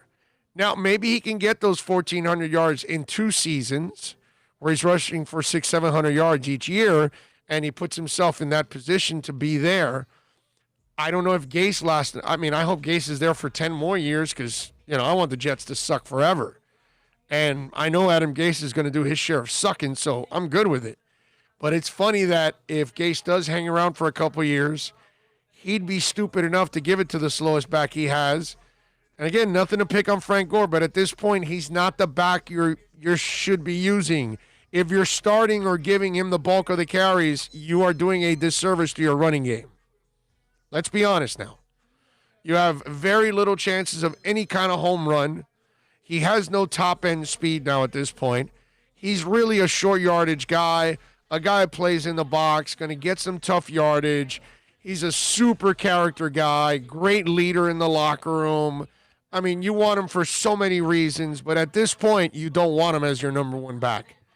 But how twisted is it that if he has the right coach that gives him enough carries, he could end up passing Walter Payton in the next 2 years? I don't know if he plays the second year. I don't know if Adam Gase is available a second year, but that'll be his pace, right around 700 yards a season. That might be doable for him. And while it's doable for him, it'll be a freaking nightmare for Le'Veon Bell. And for the team, too. Because that means you're leaving yards on the field that you could be gaining. So, yeah, that could be a real problem. 786-322-1105 if you want to get in on the text line. That's 786-322-1105 if you want to get in on the text line. You can also reach out to us on Twitter, and that's at Big O Show. Follow us there as always, because that, my friends, is a 24-hour talk show there. Gore won't pass Walter, instant Hall of Famer, but he won't get 1,000 yards before retiring. If Adam Gase is around, he will. In 2 years, he'll easily get it. With Adam Gase, he'll give him enough carries to screw it up. Yeah, he will. That's the twisted part. Herman says, Big O, did you finish Cobra Kai? Yes, I finished it yesterday. A hell of a finish, too. I don't want to say anything. But damn, that was a hell of a finish. Holy crap. It tore you in every way possible. You know what I mean?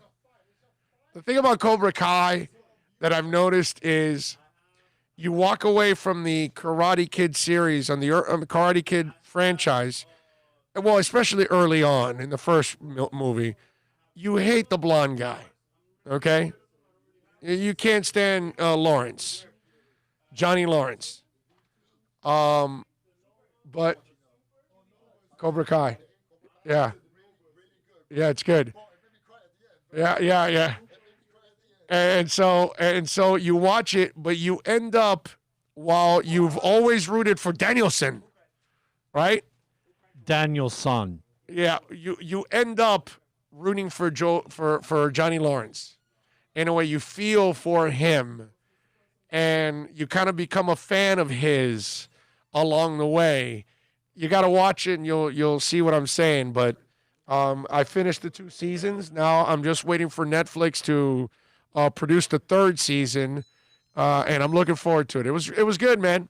It was good. I gotta admit, it was good, because I remember when I first heard about it a couple years ago, I was like, really? That's like, it sounded like desperate programming, and then people were telling me, no, it's actually pretty good, and I never got to see it because I didn't have YouTube Premium, and so then now Netflix got it, and I said, all right, let me watch it, and I was glued, and I binged on it in the last week, and I did both seasons.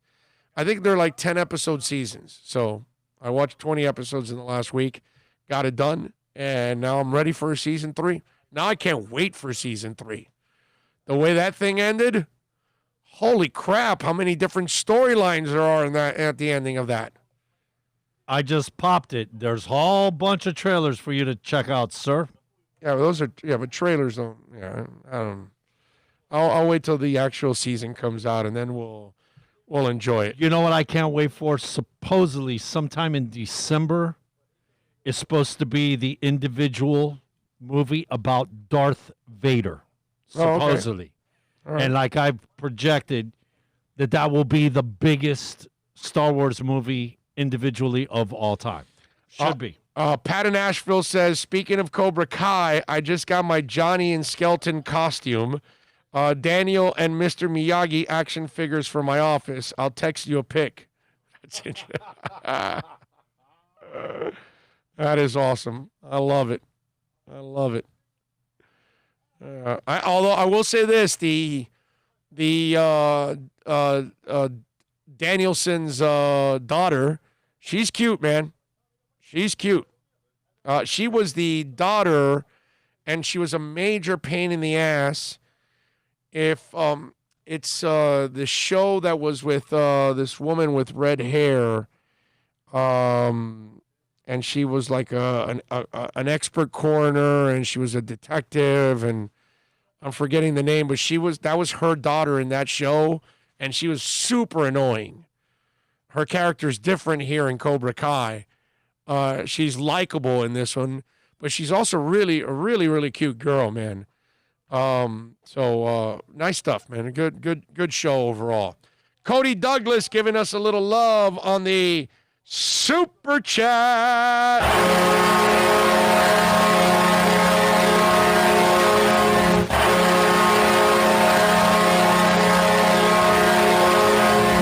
Thank you, Cody. Appreciate you, my man. Nice job by the Marlins yesterday. Again, the 3-2 win.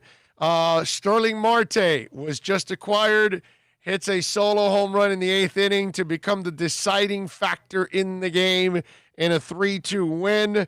Eliezer Hernandez left the game in the 3rd inning with a sore right lat muscle. Hopefully it's not, a serious thing. That's the good thing about this last 30 games is that you're going to get this young rotation, a couple starts here, down the stretch. And so that'll be good, some good playing time for them. And I hope Hernandez is fine and can make his next start, which would be awesome. And it also snaps their 8-game home losing streak, too. So that's good also. Garrett Cooper, by the way, batting .310, went 2 of 4. That kid has played really, really well since coming over to the Marlins.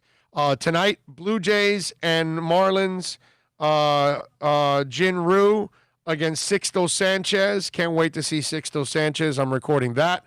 I'm looking forward to that game. That's at 8:40 tonight, so that's a good thing that you get that at 8:40, so that way there's still some baseball left after you watch the Heat game at 6:30.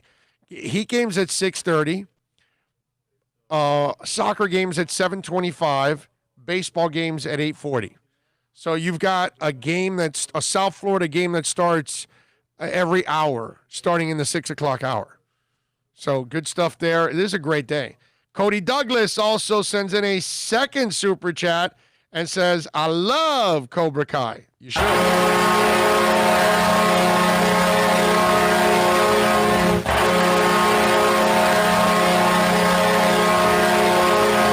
It's good, man. It's actually a really good show. It's even better than I expected. I enjoyed it. I really did. It was a great way of grabbing that storyline and doing more with it. You know what I mean?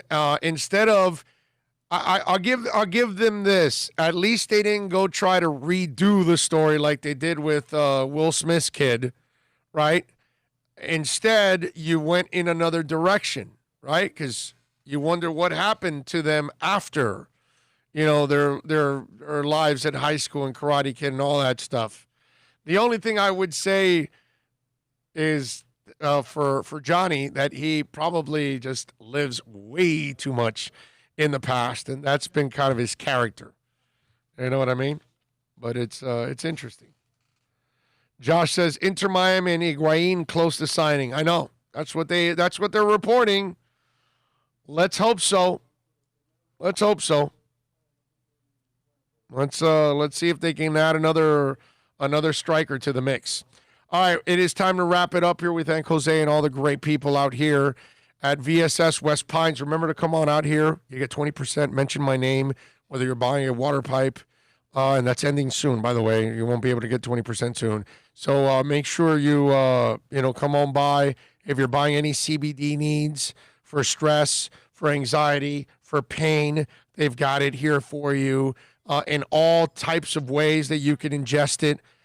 So from flour to tinctures to edibles, you name it, they've got it here. So come on out here to 12397 Pembroke Road. If you're looking for e-juice, they've got that. They've got hookah pipes. Can't go to hookah bars anymore. You don't want to do that and pick up COVID, right? So pick up your own hookah pipe here and everything you need to smoke it. And guess what? You also save a lot of money. You're going to notice how much more money you spend at a hookah bar compared to just getting your own stuff and relaxing at home and watching Cobra Kai and hookahing it up. You know what I'm saying? Can you say that? Is that a word? Hookahing it up? No? It is now? Okay. It's now. It's officially You're hooking up with a hookah. That's it. You know? That's what it's all about. So we appreciate all of you out there as always. Support the boys out here. 954-613-3367. That's 954-613-3367. I really like Bud. That's right. And we got to thank our super chatters today. Kenneth in Cleveland did it 4 times today. Cody Douglas did it twice. Amazing. You guys are awesome. Jesse Minneapolis, Drew Boo, Julius 305, Weapon X United dropping a big one. Dougie Fresh, Dean G. Appreciate all of you out there. What? Super chat. No way. Yes way. No way. Yes way. They were fantastic. Super chat. Awesome. Thank you all out there. Thank you for downloading the show, for watching the show, for giving us a thumbs up when you're watching, sharing it, subscribing, visiting our sponsors like VSS West Pines. Tomorrow we are double dipping, okay? Instead of Friday, we're going to be doing it on Thursday instead. So tomorrow we're going to be 10 to 12 at Toyota of Hollywood. And then from 2 to 5, we'll be out at Hialeah Park. Hialeah is back in the mix. They are open. So we'll be at Hialeah Casino. We'll be at the Flamingo Lounge, which is in the first floor. When you walk into the dead center of the casino, that's where the Flamingo Lounge is. Just keep walking, and you'll run right into the back area where you'll see we have our own bar, our own area. We can actually, if you want to come on out and hang out with the show, we can put some chairs out there. You can listen to the show. You're right next to us. We got the whole dance floor. Yeah, the whole dance floor is all to ourselves. Okay, so we're got like that roped off. Yeah, it's roped off and everything. So we have our own private area, actually. We're away from everybody. So if you want to come on by and you can hang out with us, it'll be great. We'll be out there. Three great things, great people. Yep. The best payoffs on the machines in the state of Florida. Yep. And the food. Oh, the food. All the food. You are going to love the food. The food is absolutely amazing. I have to tell you, we got a phone call. You have a meeting, sir, right, that you have to attend. Yes. Let's see what happens. Yeah. We'll get to the meeting. I think we have enough time. Alex says, you know what's crazy, Big O? No one has brought up the signing of Fournette yet or trade for Kamara. Well, Fournette just cleared waivers because he's a turd. Nobody really wants him.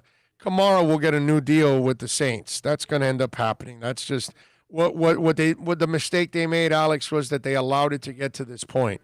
They should have re-signed them last year. That's what you do with a player like that. He's so dynamic. You don't want to get rid of a guy like that. That guy's so awesome. And like you pointed out, when you do that, you actually save a little money, man. Yeah, you save some money. So that's really what it is. Fournette, forget about it. He's a turd. That's why he cleared waivers. Very few teams are going to be interested in that guy. And he's not going to get any guaranteed money. Is this going to be a deal like Gurley, that he's going to have to settle for less than the market would per se dictate? He's going to have to settle for a minimum deal with incentives because they're going to say you're going to have to prove it that you stay, in time. Julius 305 just sent me a super chat, said, wait, you said meeting? You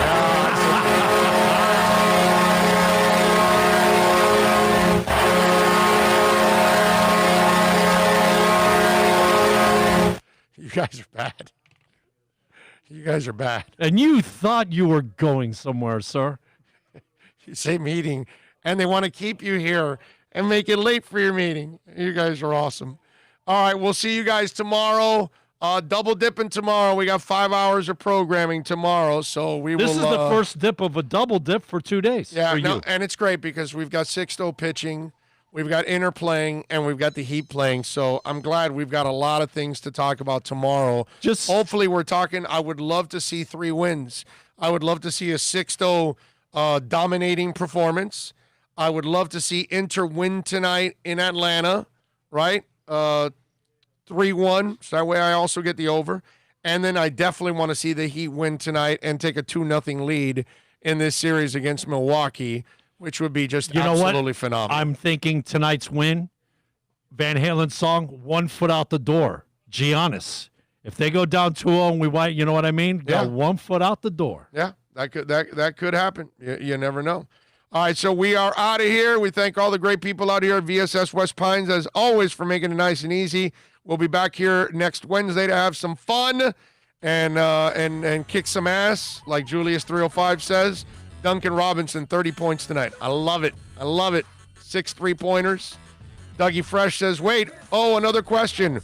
Why are we here? He sends in a super chat. Thank you, Dougie Fresh. Appreciate you with that super chat.